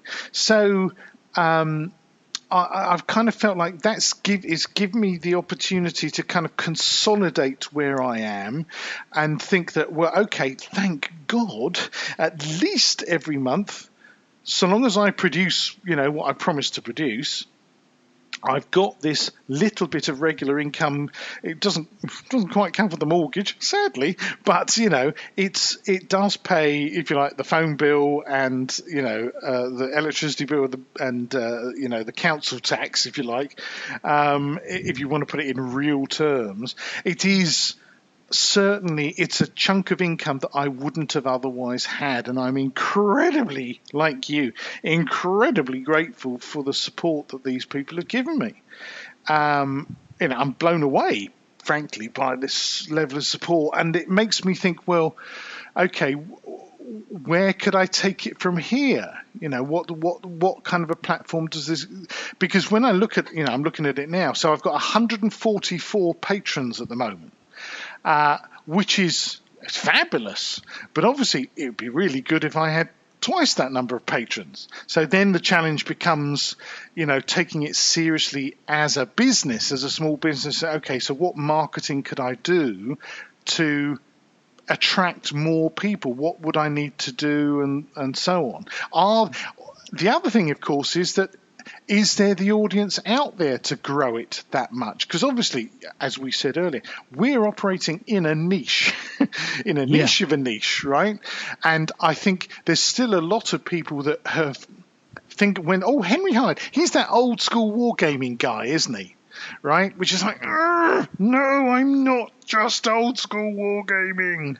That was just for a while, and I do it a bit occasionally. But trust me, in fact, when I had to think about it recently, I would say probably 90% of what I do is not remotely old school wargaming. Right? But this is the thing, if that's what they first associate you with, that's how you might stay for the rest of time. That's it. And as we know, that's one reason why branding is so important. Absolutely. So it's certainly on for me, the Patreon gig has reached a point where there are some serious business challenges, the same way as if you'd opened a shop, or if you'd started a business making widgets or whatever. You reach a point where, okay, thank God, we've landed on the beach, now what? kind of thing. And that's where this is for me at the moment. It's like, okay, we're 6 months down the line, nearly 7 months now. Wow, crikey, time goes fast. And that's fantastic. I look at that, $787 a month is the headline figure there, as I can see. That's fantastic, and I'm sure as hell I'm not going to say no to it. But it's like I'm for that $787 a month, I'm having to produce as much stuff as if I was doing $2,000 a month. Right? So what can I do to bring in the other people to boost that up to the $2,000 a month? So it's become, these are serious business marketing growth challenges that any kind of business would face. But certainly, as with you, really got to send out a big shout out to Patreon themselves for having come up with this as a scheme, because obviously most people knew about Kickstarter. And, Kickstarter, I can remember when in fact, I think you did, it was either on one of your Meeples shows or in the column for the magazine, you were the first person I remember mentioning Kickstarter. Let's put it that way. Oh, okay. That you'd mentioned somewhere, it must have been on one of your Meeples shows, Neil. You mentioned, oh, yes, I've just backed something on Kickstarter. And I was like, Kickstarter, what's that? Right? And suddenly you opened my eyes to, oh my God, there's this thing where you can say to people, I've got this idea, but I've been to the bank and they've said no way, usually because they don't understand what it is you're trying to do, or they've asked for an outrageous interest rate, or they're just not interested because, no, we don't back that kind of thing. So then this whole idea of crowdfunding, which is obviously an extension of other things that have been done over many, many years. Obviously, for example, when I first started Battlegames, Neil, when I had my charter subscribers, back then in 2005, 2006, no one called it crowdfunding, but actually that's what it was, right? Nowadays, if I was going to do another Battlegames, I'd go, hey, Kickstarter, I've got this idea for a Wargames magazine, right? And probably might have raised more money for it. But anyone who's listening, please don't imagine I'm about to start a paper magazine again. Please, no. Been there, done that, got the scars to show. But been down that particular rabbit hole. Thank you very much. Yes. But the Patreon thing, it is, and now because of Patreon, and suddenly you mentioned in conversation with other creative people and say, oh yeah, I'm thinking of Patreon, and now I've got people who I respect, but in the world of self-publishing, for example, I've got people like the Alliance of Independent Authors asked me to do a blog post on their blog about my experience of Patreon, which is like, wow, me again, Neil, that imposter syndrome. It's why are they interested in what I've got to say, little old me? Because you could be, and with everything else, it's because you've been there and done it, and therefore, and yeah, it is interesting that. But again, it's one of these things of certain people know about it, certain avenues know about it, but in other areas, in other sectors, it's almost an unknown quantity, and people are kind of going, is this a thing? Is this a bona fide thing? Yep. So yeah, it's as you know. I mean, one of the things when you set up the Patreon account, you have to have a bit of kind of business nous about it. I mean, the whole thing about, like with Kickstarter, what rewards can you offer? I mean, already I'm kind of beating myself up a bit about like, oh yes, because with me, I mean, as I think I said, I imagined I would get 200 or 300 people at the kind of $2.50 level. Instead, I've got 3 generals, 7 brigadiers, and 40 odd blooming majors or whatever it is, and God knows how many lieutenants. So it's all the $5 and up pledges are far more numerous than I ever. I just didn't dream that would happen. And so, for the people at the higher tier levels, I've almost promised to marry them, I think. In return for pledging at that level. Well, I'm going to be something of a bigamist, let's put it that way. But no, I mean, suddenly, and it is, that is the thing. It's okay, and then it's like, oh crikey, actually, I said I had to do it. Now now you want to do it, and that is, I mean, my Patreon supporters are long suffering because, in the same way as, I mean, I actually going back to the podcast for a second. Yeah. I did this thing where for some crazy reason and crazy idea, looking back at it now, I kind of suddenly went, hey, well, we're chatting every week and then we're releasing a show every 2 weeks. What's the difference? Why don't we just release a show every week? Yeah, that was... yeah. It seemed like a good idea at the time, but, but actually that was really good because, you know what, once I started doing it, as a matter of principle, I persevered with it for a year. I kind of went, look, okay, I've committed to this, let's do it. And that, personally, for me, was good because it became a discipline thing. Yeah. And so look, okay, we've got to do this every week, and us creative types. I still struggle calling myself a creative type, but I suppose I am. But yes, you are, mate. But it is this thing that I am the world's worst organised person. No, you're despite not. Okay. Second most. Yeah. But either way, and also I am terrible at. I don't like saying no to people. Yeah. And so people ask, oh, would you mind doing it? Oh, yeah, fine, I'll do that. And suddenly you're in a situation kind of, what on earth have I just got myself into again? But, so I have to say my Patreon backers are wonderful simply because, and stupid things, when you say, okay, so what do you offer?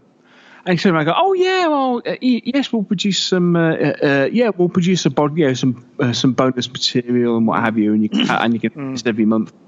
And you suddenly kind of go, what are we going to do then? Yeah. And stuff like this, and I will come clean, and I will admit it here and there. That funny enough, I'm now doing a Q&A on my. I know. I listen to them. And it's like, I wonder where I got that from. Because somebody not too far away from this conversation at this point in time did one, and I went, that's a marvelous idea. Absolutely. Why don't as just something to put out to everybody? Because I turn around and say, okay, at a particular level you'll get bonus content, but if you're supporting for $1, that is not something that normally happens. But it'd be nice to give something to everyone, and it's like a Q&A, because it's this thing of. And it's something Patreon talk about a lot. Yeah. Actually, in what they do, they turn around and say, engage your audience. Engagement. And so that's it. And it's something I have been terrible at while I've been on Patreon is engagement, and I am desperately trying to get better at it. And if you're listening to this and you happen to support me, all I can do is apologise and say, stay with it. I'm trying to be better. It's all right. I mean, one of the things. I mean, I was so glad because I was mouthing that word "engage" as you said it. The Q&As, I've done 2 now for my sergeant's level and above, and sergeant's only $2.50 a month. Mate, I have been blown away at the number of questions coming in. I mean, when I did the first one, I thought, I might have to pad this out a bit, I might get 2 or 3 or 4 questions. And instead, the first one I did, there was like a dozen or 15 questions. And the second one I did, sneaky buggers, under the guise of asking one question, we're actually asking 3 or 4. Yeah, yes, it gets out of hand very quickly. Yes. Yeah, and so as you know, because I know you're a supporter, mate. You if you listen to that second Q&A, it was like 2 hours long. It's like I can't believe, and I know they're the usual culprits. There's a few guys, I love them to death, really, and they know who they are because they're listening now. Who instead of asking separate questions on the form, would just say, "Oh, well, this is a question, but there's kind of A, B, C, D." Part of this question, but the thing that in terms of the engagement, first of all, Yes, that thing.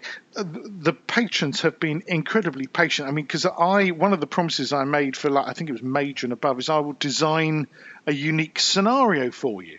And as I've just mentioned, I've suddenly found myself, oh my God, this means I've got to design like 40 or 50 scenarios. And you should see some of the requests I've got, Neil. It was mind-boggling. They range from, oh, go on then, some sort of little skirmish thing for World War II, up to, and they know who they are. Oh yes, we fight multi-core, multi-division war games, on this huge table, and we usually have like 5,000 figures on the table. So we need this sort of multiple core level action. And it's like, you what? So the thing is, some of the scenarios I can almost do kind of off the bat like that, but some of them I'm going to have to put some serious research into, So, and I don't mind that. I mean, that's lovely. And the people who are making pledges at that level, my God, they deserve it, because over the course of a year, they're putting a significant amount of, food on my table, as it were. So I've got no resentment about people asking for these things. All I am having to say is that please be patient. Because I'm also trying to earn a living, and I suppose at some point we're going to have to mention the book that I'm still trying to finish. It is sort of the elephant in the room sort of thing. I must admit, when you first contacted me and said, "Oh, you want to get together for a chat," and the whole thing of shoe being on the other foot and what have you, there was this one thing that rose in the back of my mind. It was like, dare I ask about the book? Actually, yes. Because funnily enough, especially when we're doing View from the Verandas, in some of the later View from the Verandas, the thing of asking about the book, how's the book going, became something of a thing. When the because I mean, because the compendium, took a while to come to fruition. And 4 years, and say it out loud, mate. 4 years. and so as I say, when you come on, it's there, but it's like, dare I ask? It's like, and it's not something you just casually drop into conversation and go, oh, hello, Henry, it's lovely to chat to you again. Oh, by the way, how's the book? It's so embarrassing. The thing is, the first one took, I think they approached me at Salute, I think it was 2008, and by the time all the contracts and everything had been sorted out and we'd agreed on what the book was going to be about, it was kind of the beginning of 2009 when I started writing the Wargaming Compendium. And obviously everyone will remember that owing to an unfortunate administrative error, Amazon started advertising it about 2 months later. So I spent the best part of 4 years saying to people, no, I'm still writing it. In fact, at the beginning of when Amazon were publicizing it, it was, I haven't even started writing it yet. I was still just making notes. And something not dissimilar has happened with Wargaming Campaigns. That, I think it was probably now about 2 years ago that the blooming front cover that they'd asked me to just do a mock-up of ended up on Amazon. And it's just, anyway, the news is genuinely. So is this your problematic second album? The problematic second album, in many ways, yes, and I'll tell you why. First of all, when I agreed, it'd be good to have a follow-up book. What would it be about? And I kind of glibly said, Wargaming Campaigns, because Don Featherstone wrote a book about campaigns, Tony Barth wrote a book about campaigns, even Charles Grant wrote a book about campaigns. C.S. Grant wrote a book about campaigns. And I thought, actually, that is something I do feel quite passionate about, people playing games that are based on proper campaigns rather than just sort of, set down the toys and have at it kind of thing. And secondly, of course, people know from the articles I've written in the magazines and stuff and my history going back to when I first wrote the Fictitious Wars article that was published by Duncan McFarlane, bless him, when he was still the editor of Miniature Wargames in, 1986? The Fictitious Wars things. That campaigns and the wars of the Faltinian succession, my 18th century obsession, that's kind of my thing. So I think people have all along been expecting, he's going to write something more about that, surely. So obviously this kind of... I thought initially, campaigns, I can write something about that. But then when you start thinking about, hang on a minute, this has got to be a book. And obviously people don't just want to see regurgitated stuff when you write a book. So you start doing your research into campaigns and suddenly, my brain exploded. I think I can't explain it any better that when I started really thinking about all the various options there are and ways there are of conducting a wargaming campaign, and all the different periods of history and sci-fi and fantasy and crossover with board games and it's just like, oh my god.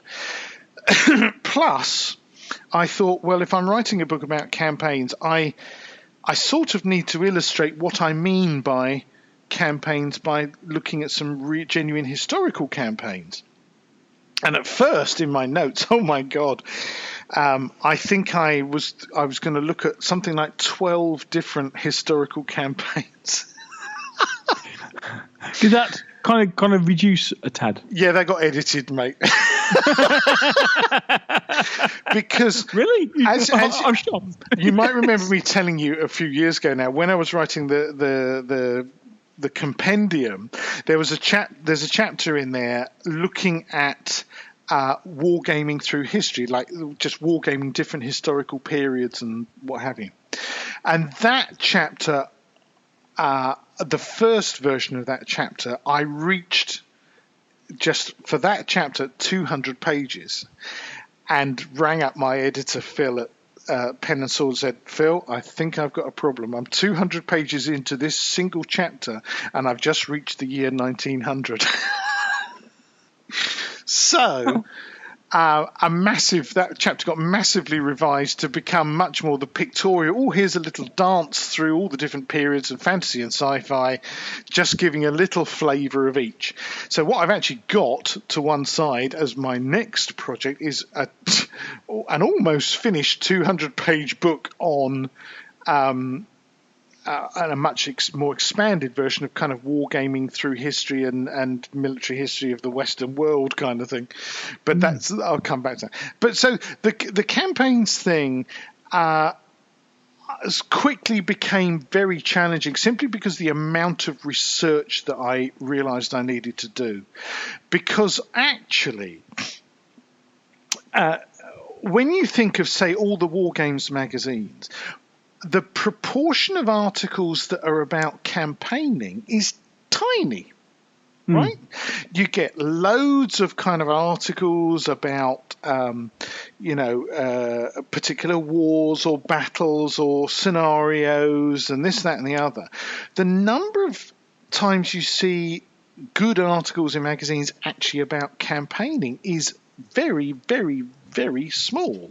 I mean, I consider myself lucky when I was running Battlegames, then Miniature Wargames with Battlegames, that there are a number of people like Jim Webster and others who did send me articles about campaigns. I mean, I'm thinking back to one of the early Battlegames. Barry Hilton did a thing about kind of the Normandy invasion in 1944 and using Flames of War to kind of do an ongoing campaign and stuff. But there are relatively few and far between. So then this leads you to kind of the Bibles, the existing Bibles of wargaming campaigns, and Don Featherstone and Tony Barth in particular. And these were books. Well, Don Featherstone's wargaming campaigns came out in 1974 or something? Something like that, yeah. Or earlier than that, I think it might have been 69, actually. And Tony Barth's one for the Wargames Research Group came out, well, that would have been the first edition, was something like 1979, 80, something like that. So it's been a long time since anyone's actually sat down and done a major book about wargaming campaigns. And the other thing that's really problematic is those books were brilliant then, and they're still brilliant now. So the challenge became, well, what can I say that's different? Whilst acknowledging, your master's voice, and I, in the book I'm writing, I have particularly there's sections of Tony Barth's book where I'm quite honest to say, do you know what? I can't really improve on this as an idea. Now, so here it is. I've tweaked it a bit and added and deducted a few bits and bobs. But there are certain sections of the chapter that's actually it is now huge, a big, complete set of campaign rules. Where some of it I've said, look, to be honest, here we are. Refer to Tony Barth chapter, whatever it is, page, whatever it is. Here's my kind of version of it, but do go and read the original, especially now it's been reprinted by John Curry at the Wargaming Co. The History of Wargaming Project, right? Yes. It's one of those books that I think every wargamer should have on their shelves because it is just ram full of just, wow, brilliant ideas. The kind of ideas that as a writer you just have to go, wow, I wish I'd come up with that because I'm really struggling to come up with anything better. The man was very, very intelligent and wrote really well as well, very engagingly. So it's been this real challenge, Neil, of what would make someone want to buy my book on wargaming campaigns? What can I add to the subject whilst acknowledging the brilliant work that's been done by comparatively few other people? And of course, then there's other things you discover as you're going along, which is like there's actually people who down the club or whatever have been running their own wargame campaigns for years, but it's not been publicised at all. You have a conversation with someone, oh yeah, we did a thing, Peninsula War down the club, oh yeah, probably in the 90s, and oh, we did this, that, and the other. It's like, wow, well, that's a brilliant idea. Why haven't I read anything about it? Oh, well, none of us felt like sending in an article to a magazine or whatever. So I've discovered a number of kind of hidden gems, and the thing I've been really keen to do is, where I've found ideas that other people have had that I think are really good ideas, give credit where it's due. So there is at least one of my chapters is all about, okay, you've read my stuff, but here's some other ideas I found along the way, and crediting the people as far as I can from what I can find out for having those ideas, and where I'm able to actually quote people and give proper, if you like, academic quote credits for, that's what I've done. And so you've got part of it is this hodgepodge of, there's a lot of brilliant ideas out there, some of them quite simple, some of them quite complex, and there's just no point me reinventing the wheel. So where I can point people at brilliant stuff that other people have done, are doing, and also, in different directions, people might not expect. I mean, it's a few years ago now. I'm reaching behind me, Neil. I'm picking up a fantastic book that I'm sure quite a few Warhammer players had. It was called The General's Compendium from Games Workshop. Do you remember that? Yeah, that rings. Oh, yeah, that definitely rings bells. Yes. I don't know if am I able to switch the camera, because I could hold it up for you to see. Am I able to turn the camera on without destroying anything? If I hold this up, Neil, there we go. Do you recognise that, Neil? Oh yeah. Yes, definitely. Yeah.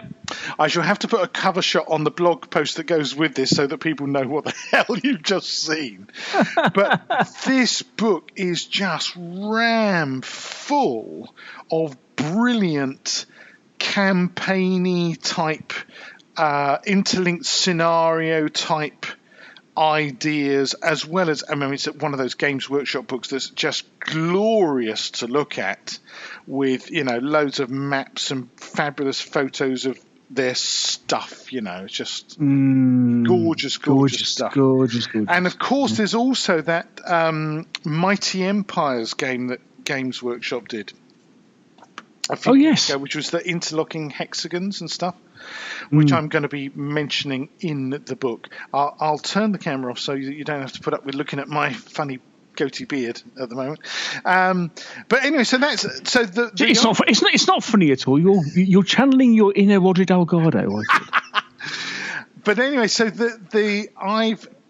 what's been great about writing the book is it has sent me genuinely on a huge journey of discovery. I've uncovered stuff that I didn't know existed, as well as being reminded of stuff that I did know.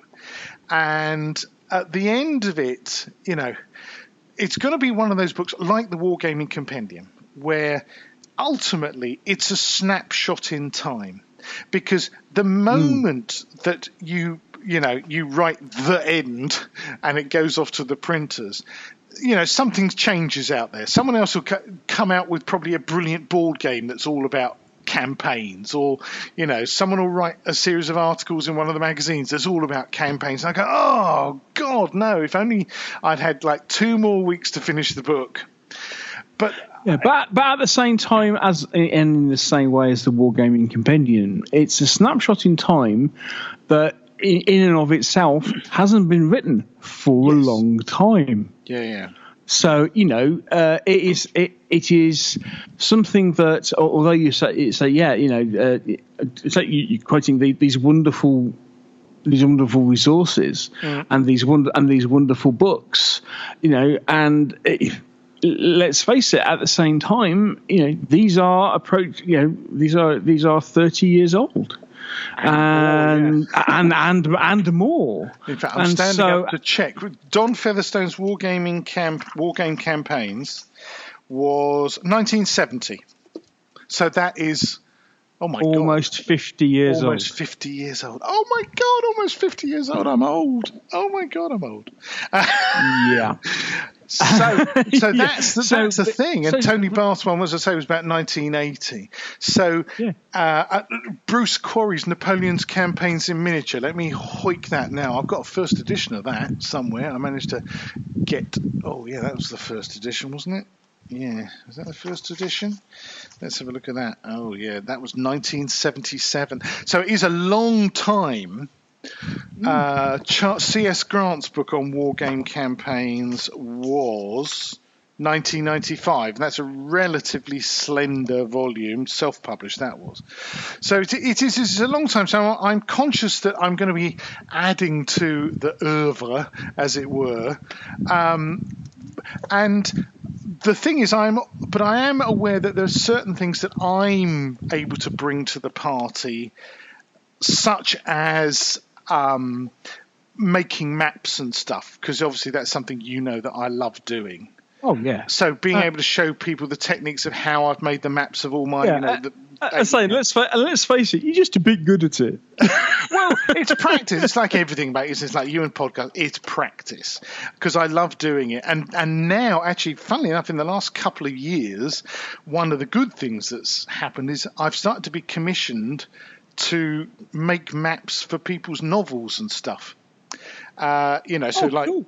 Proper commissioned people paying me to do the maps thing, which is like, wow. In fact, funnily enough, there's a fantasy author who's just asked me to update the map I did for her last year.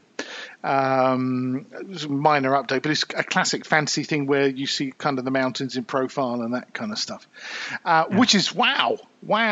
There's a couple of, one of the things that's happened in the time I've been writing this book is the software that's becoming available for creating your own maps, things like Worldographer and stuff, which has gone through several upgrades and iterations literally as I've been writing the book. And I've just done a screenshot of version 1.13, and they say, oh, we've just upgraded it to 1.14, and they've changed the interface. Like, so take another screenshot all over again.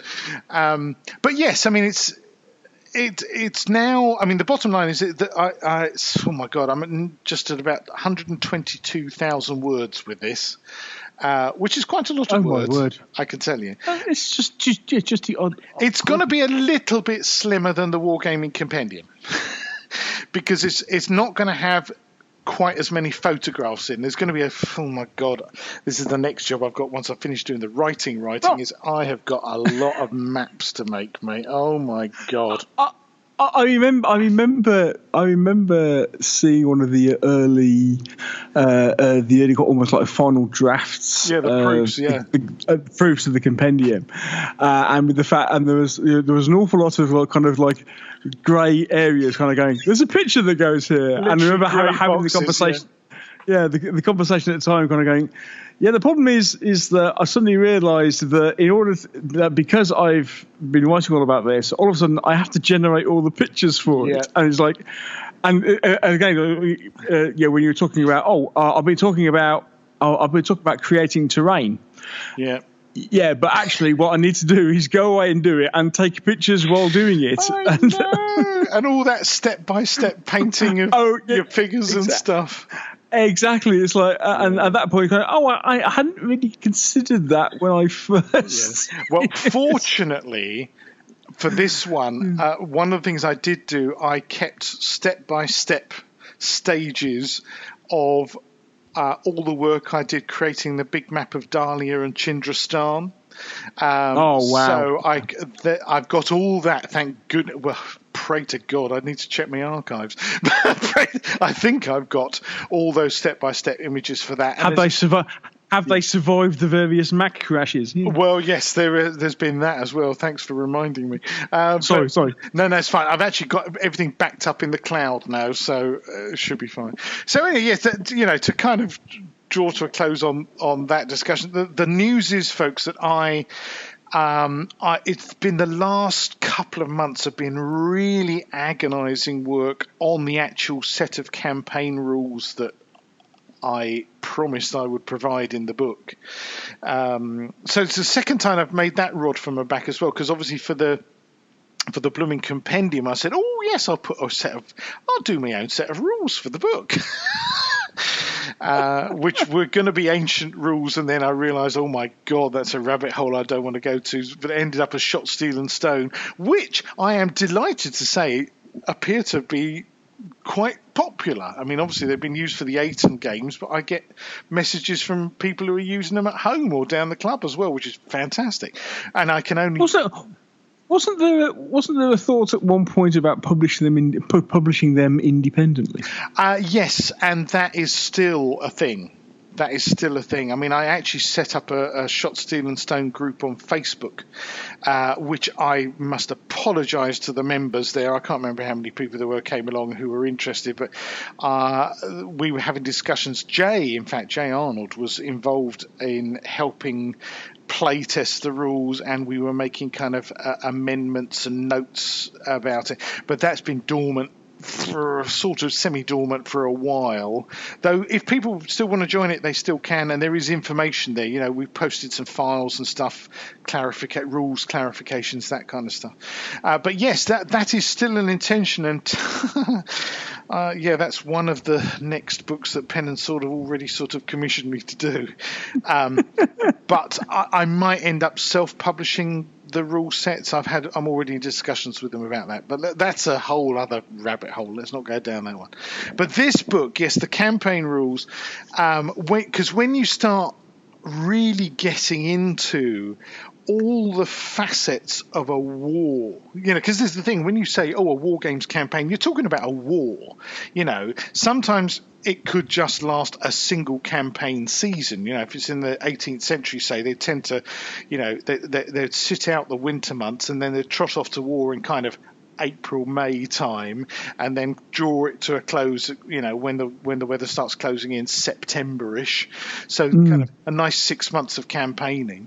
But obviously an individual war might go on for many campaign seasons. So I've done a huge amount of thinking about,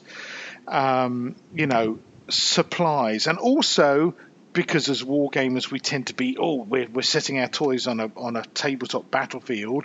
Yeah, but where are you? You might have had to get there by sea. for example.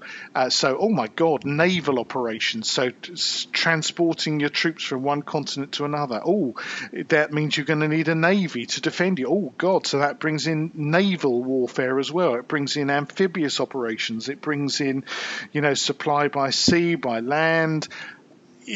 All kinds of stuff. It really is Pandora's box when you start delving into this.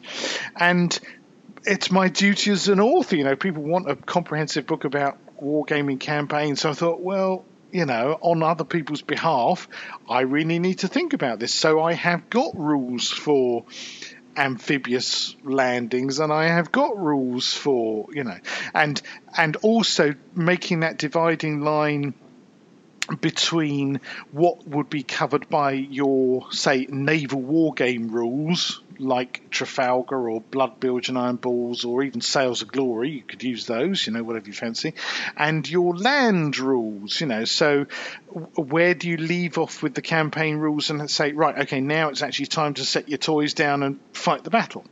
Oh my God, just this last few days, desertion, right? It's one aspect of warfare that most people don't think about. But man, here's a statistic for you it's in the book.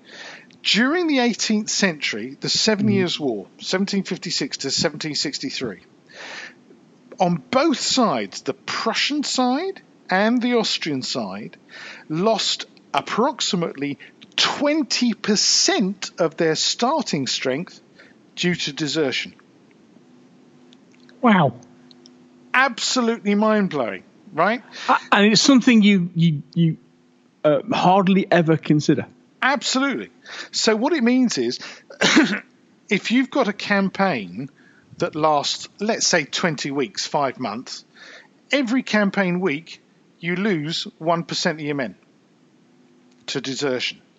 Other interesting thing in the 18th century, one of the most common things that happened was that the deserters went straight from their army to the enemy and re-enlisted with the enemy. Right? So a proportion of those deserters not only have gone away forever, they've joined the enemy. But that has an interesting effect on the enemy's forces because, of course, you as the enemy thinking, yeah, all right, well, they're better off fighting for us than for them, but how much can we trust them? Right? There's a whole range of stuff that becomes really fascinating. Obviously, there's periods of history like in the Renaissance period where the Landsknechts and the Italian condottieri and stuff, people are aware that during a battle even, entire regiments could say, do you know what? We've decided that we're going to fight for the other side. Right? Yeah. And okay, that it became less prominent that it happened actually in the middle of a battle, but certainly in between battles, particularly if your side lost the last one, loads of people would be thinking, do you know what? I don't think I'm going to stick around here. Because also during that period, the discipline was incredibly harsh. The food was often rubbish, So why would I stick around? Oh, it looks like, do you know what? I think I might go then. Or the guys might be thinking, if people have seen the movie Barry Lyndon, okay? Classic Oh, yes, movie. yeah. That's a great example of someone who did exactly that. He deserted from the British Army and ended up in the Prussian Army, didn't he? And then deserted from them as well. And this happened all the time during the 18th century. So actually, as a general, being able to count on the numbers of troops you would have at any one time was quite tricky. And in fact, Frederick the Great wrote a kind of booklet, the instructions for his generals, which I've got hanging around here somewhere. And the entire first chapter of that booklet is all about how to prevent desertion. Chapter 1. So he was aware, this is Frederick the Great was aware that the biggest problem his generals were going to face was not the action of the enemy, but their own men running away. So, as you can tell, I'm quite excited about discovering all this stuff. It is fascinating, and of course, as with all things, you end up reading hundreds of pages of information about this stuff, and you think, well, I can't just dump all that into a set of Wargames rules. So actually what you then have to do is go through the process of distilling it all down into like a few numbered clauses in your Wargames rules that basically say roll a dice and, 1 to 3 you've lost 1%, 4 to 6 you lost 2% of your men this week kind of thing. But all that kind of detail. Which then, of course, when the book goes out into the outside world, the person reading it might go, nah, not interested in that, and just cross it out. But that's fair enough, because at least I feel like, okay, I've done my job. I've provided that as an option for people. They might say, no, I can't be asked with that kind of stuff. Same as with supplies and sieges and all these things. But I've included them all, and then people can kind of cherry pick from what I've written. So the bottom line is, as I say, the book's about 122,000 words I'm up to at the moment. I reckon I've got about 1,000, maybe 1,500 words more to write in this kind of rules chapter. And once that's done, I'm really on the home straight. So I reckon, where are we? We're now... Yeah, okay, so I've got quite a busy... I reckon I'll have the manuscript finished by September. Oh, cool. And then, of course, I've got to design it. And I've got to send it to my editor, Phil, who might go, do you know what, Henry, I want you to cut that bit out, and, you need to say more here, and, can you... So when people say to me, Henry, when's the book out? I can't be any more specific than sometime in 2019. Easter. Yeah. to quote another well-known publisher, Easter, but I'm not confirming which year. Which Easter? A lot of people. I think it would be lovely, wouldn't it, if it was ready for Salute? But I think that might be pushing it, because the trouble is they send the book to China or India or somewhere to get printed.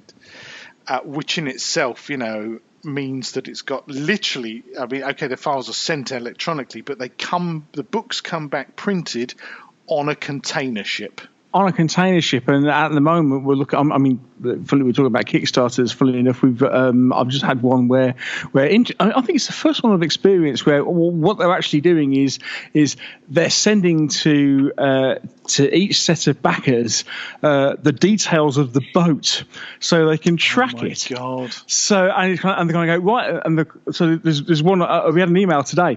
And they kind of went, right, okay, so your boat is due to leave China on the 7th of August, which means it will arrive on the coast of France the first week in September. Yeah. It's as, God. And let's not mention Brexit. The thought of the books being stopped at customs somewhere because there's been a breakdown in Brexit negotiations or whatever. It doesn't bear thinking about. There's so many variables. So 2019. So that's kind of the book, Neil, and where it's at. And that's as much as I'm going to say about it at the moment, because excellent. Sounds like I just gave myself a deadline, didn't it? I think you fell into that trap once before when we were talking about books. If I remember, on a VFTV, you kind of we said, okay, let's not talk about the book and we won't talk about dates, and then you ended up going, well, and ended up talking about a date. I know. Anyway, yes. Neil, this is supposed to be me interviewing you, mate, not you putting me on the spot about my book.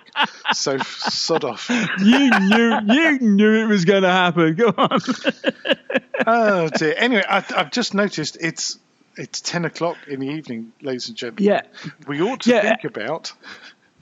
I haven't had any dinner yet. About when was it? Well, was it about 5 o'clock?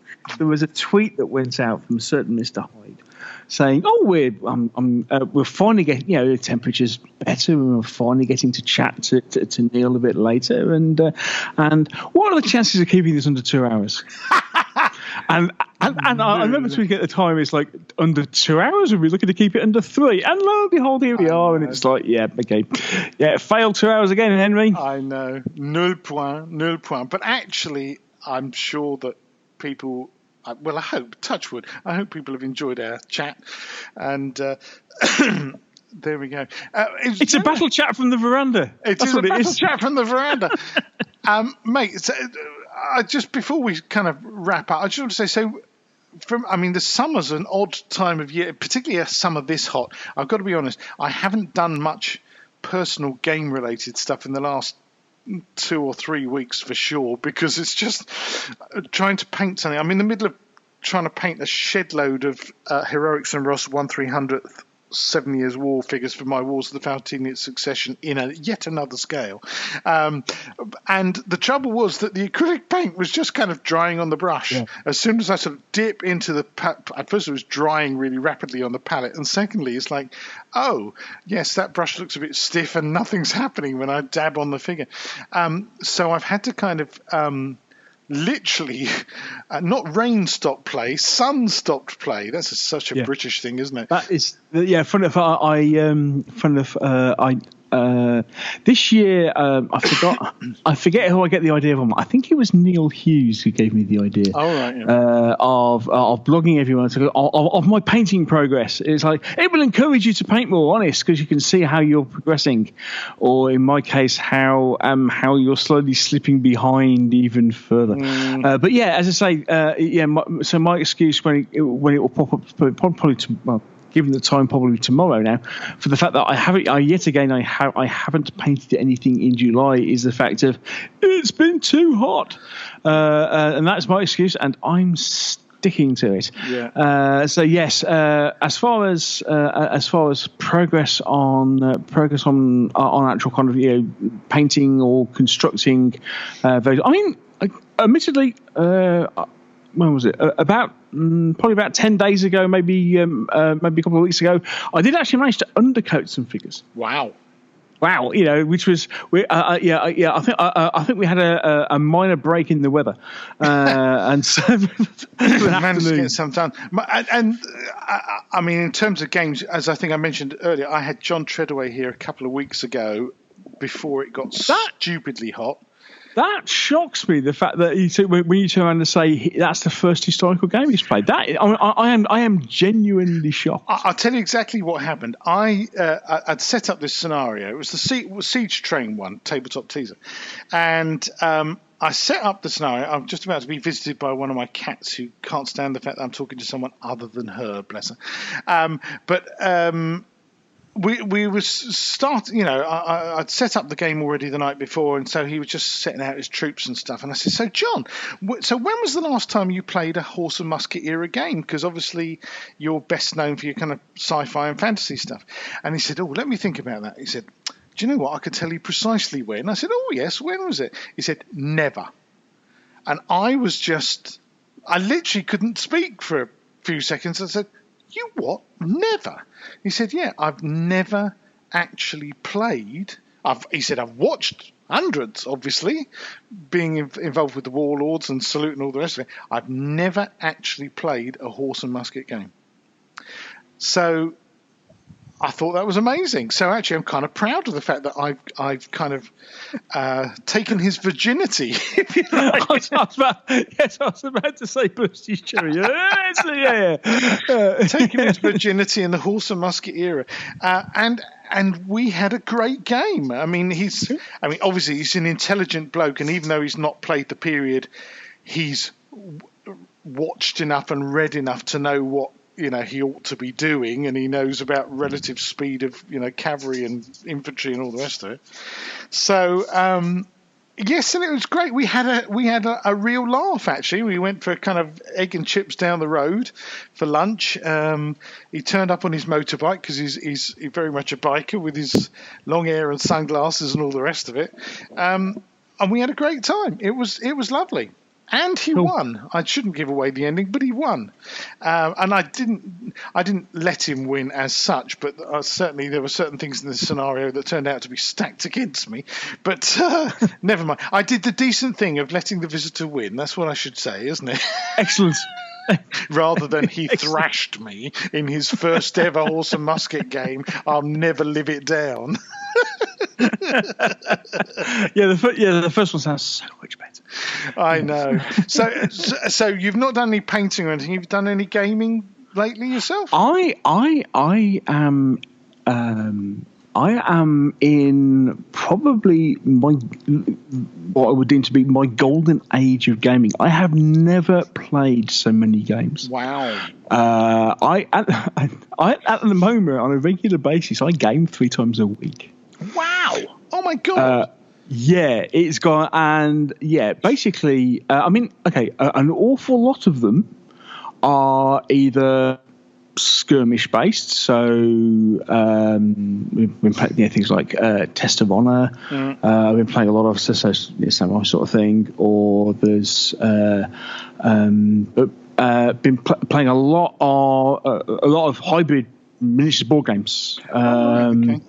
So things like anything from the likes of Imperial Assault through to, Mythic Battles Pantheon, which is something that came out. It's kind of it's Greek fantasy involving gods and monsters with the heroes of legend. Yeah, and that is it's a skirmish game, but it just happens to be on a board, and all sorts of things like that. So basically, what's happened is that we've been playing. For a long time, we were just playing once a week, myself and Dave Luff, and we were playing Miniature Wargames once a week. And then about 18 months ago, one of my work colleagues, another Dave, funnily enough, who's forever known on the podcast as my other mate Dave, who, funnily enough, I've actually known longer than Dave Luff. We've worked together for about 13 years now, and he's always been a computer gamer, and then about just over 18 months ago, I got him into board gaming, and he's now a fully fledged board gamer and a war gamer. Oh wow! And so there's him, and there's another guy we work with called Richard, whose background is a lot more things like 40k and what have you. And we, as a foursome, play once or twice a week. Generally board games, but all sorts of stuff. And then since Josh, he moved away.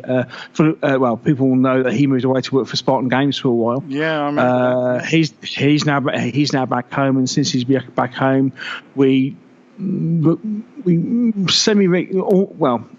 probably about twice a month playing a Friday down at there's one of our local game stores, Battlefield Hobbies, which is just down the road. From where we are, we play there on Friday nights. As I say, we've been playing lots of things like X-Wing and stuff. But the bottom line is that I am playing lots of games. At one point, I was very much in danger of being somebody who talked about gaming and didn't get a chance to play it. Hey, tell me about it, mate. Yeah, tell me about it. Yeah, and I am very pleased to say that now, it is the best time for me for gaming. It's been brilliant. The last year probably. Thereabouts, all sorts of stuff. Lots of mini games, lots of board games, all sorts of stuff, and it's been brilliant. And so enjoying my gaming hobby almost like never before. It's been great. Wow, that's brilliant. That is brilliant, mate. I'm so glad to hear that. Anyway, I think we ought to wrap up, Neil, because I'm starting to feel like I'm hungry. And indeed, as you say, here we are. It was a case. Oh yeah, okay. Henry was keen to kind of get started early, and he very kindly deferred because I said, "Can we leave it till 7:30 because I need to kind of get back from work because I don't normally finish work till 6:00, and so I have to get back from work and kind of get in the house and then get Josh off my computer desks and stuff like typically what you end up dealing with domestic stuff, domestic stuff, especially. Well, he's not a teenager anymore. He turned 20 last week. Oh my God.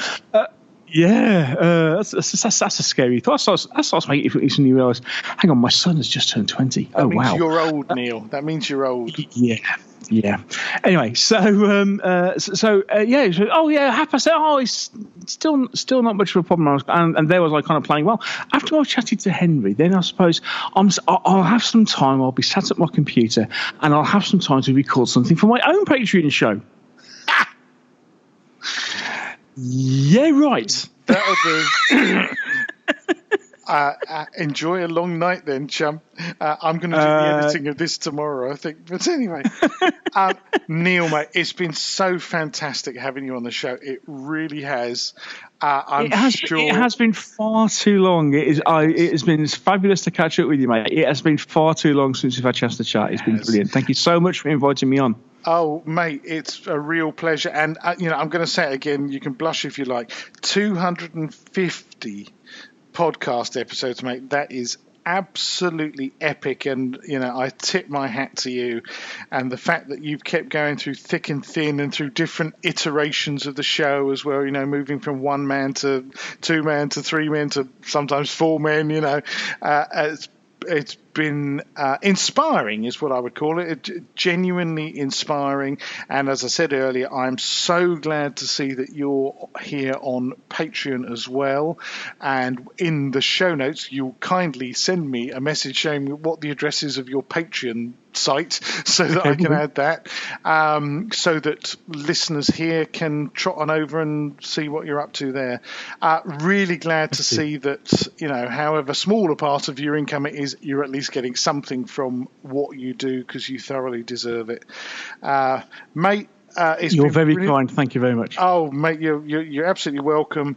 And Neil, it's been a real joy to have you on. I've been wanting to have you on, for ages, and I'm so glad we finally managed to do it. And I doubt this will be the last time that we talk together over Skype. Mate, it's one of those things of, again, you're going to do it and suddenly you come off and go, you know what? That's so much fun. Yeah. Why don't we do this more often? I know. And yet again, where are we? It's 10:15 now. So what's that?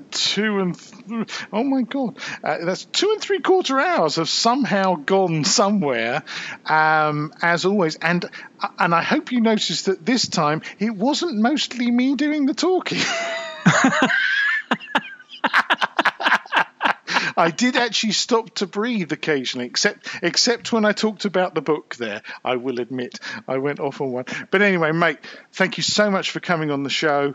I hope that the listeners will be thrilled that you've come on and will listen with interest to what you've been up to. And the story that you've got in the hobby is a unique one, and you've really sort of cut your own shape out in the hobby, if you like. And I know how hard that is to do and how much hard graft it takes. And I know, just from our view... Let's face it, I've got a big shape. But also, I know all those views from the veranda, when we were talking for 4 hours and then you sat there editing for days to get it down by kind of half an hour or whatever. Just, you're absolutely Herculean in your efforts, mate, and you thoroughly deserve your success. So thanks to you, Neil, and thanks to all my patrons, and then the rest of the wargaming world for listening to this podcast, because it's going to be exclusive to the patrons for the first couple of days, and I'll get it up as soon as I possibly can. Thanks to all of you for listening, and once again, most of all, thank you, Neil, for coming on the show. It's been great, mate. Thank you, Henry. Thank you for inviting me. It's been a blast. I've really enjoyed it, and thank you to everyone for listening. Thank you again.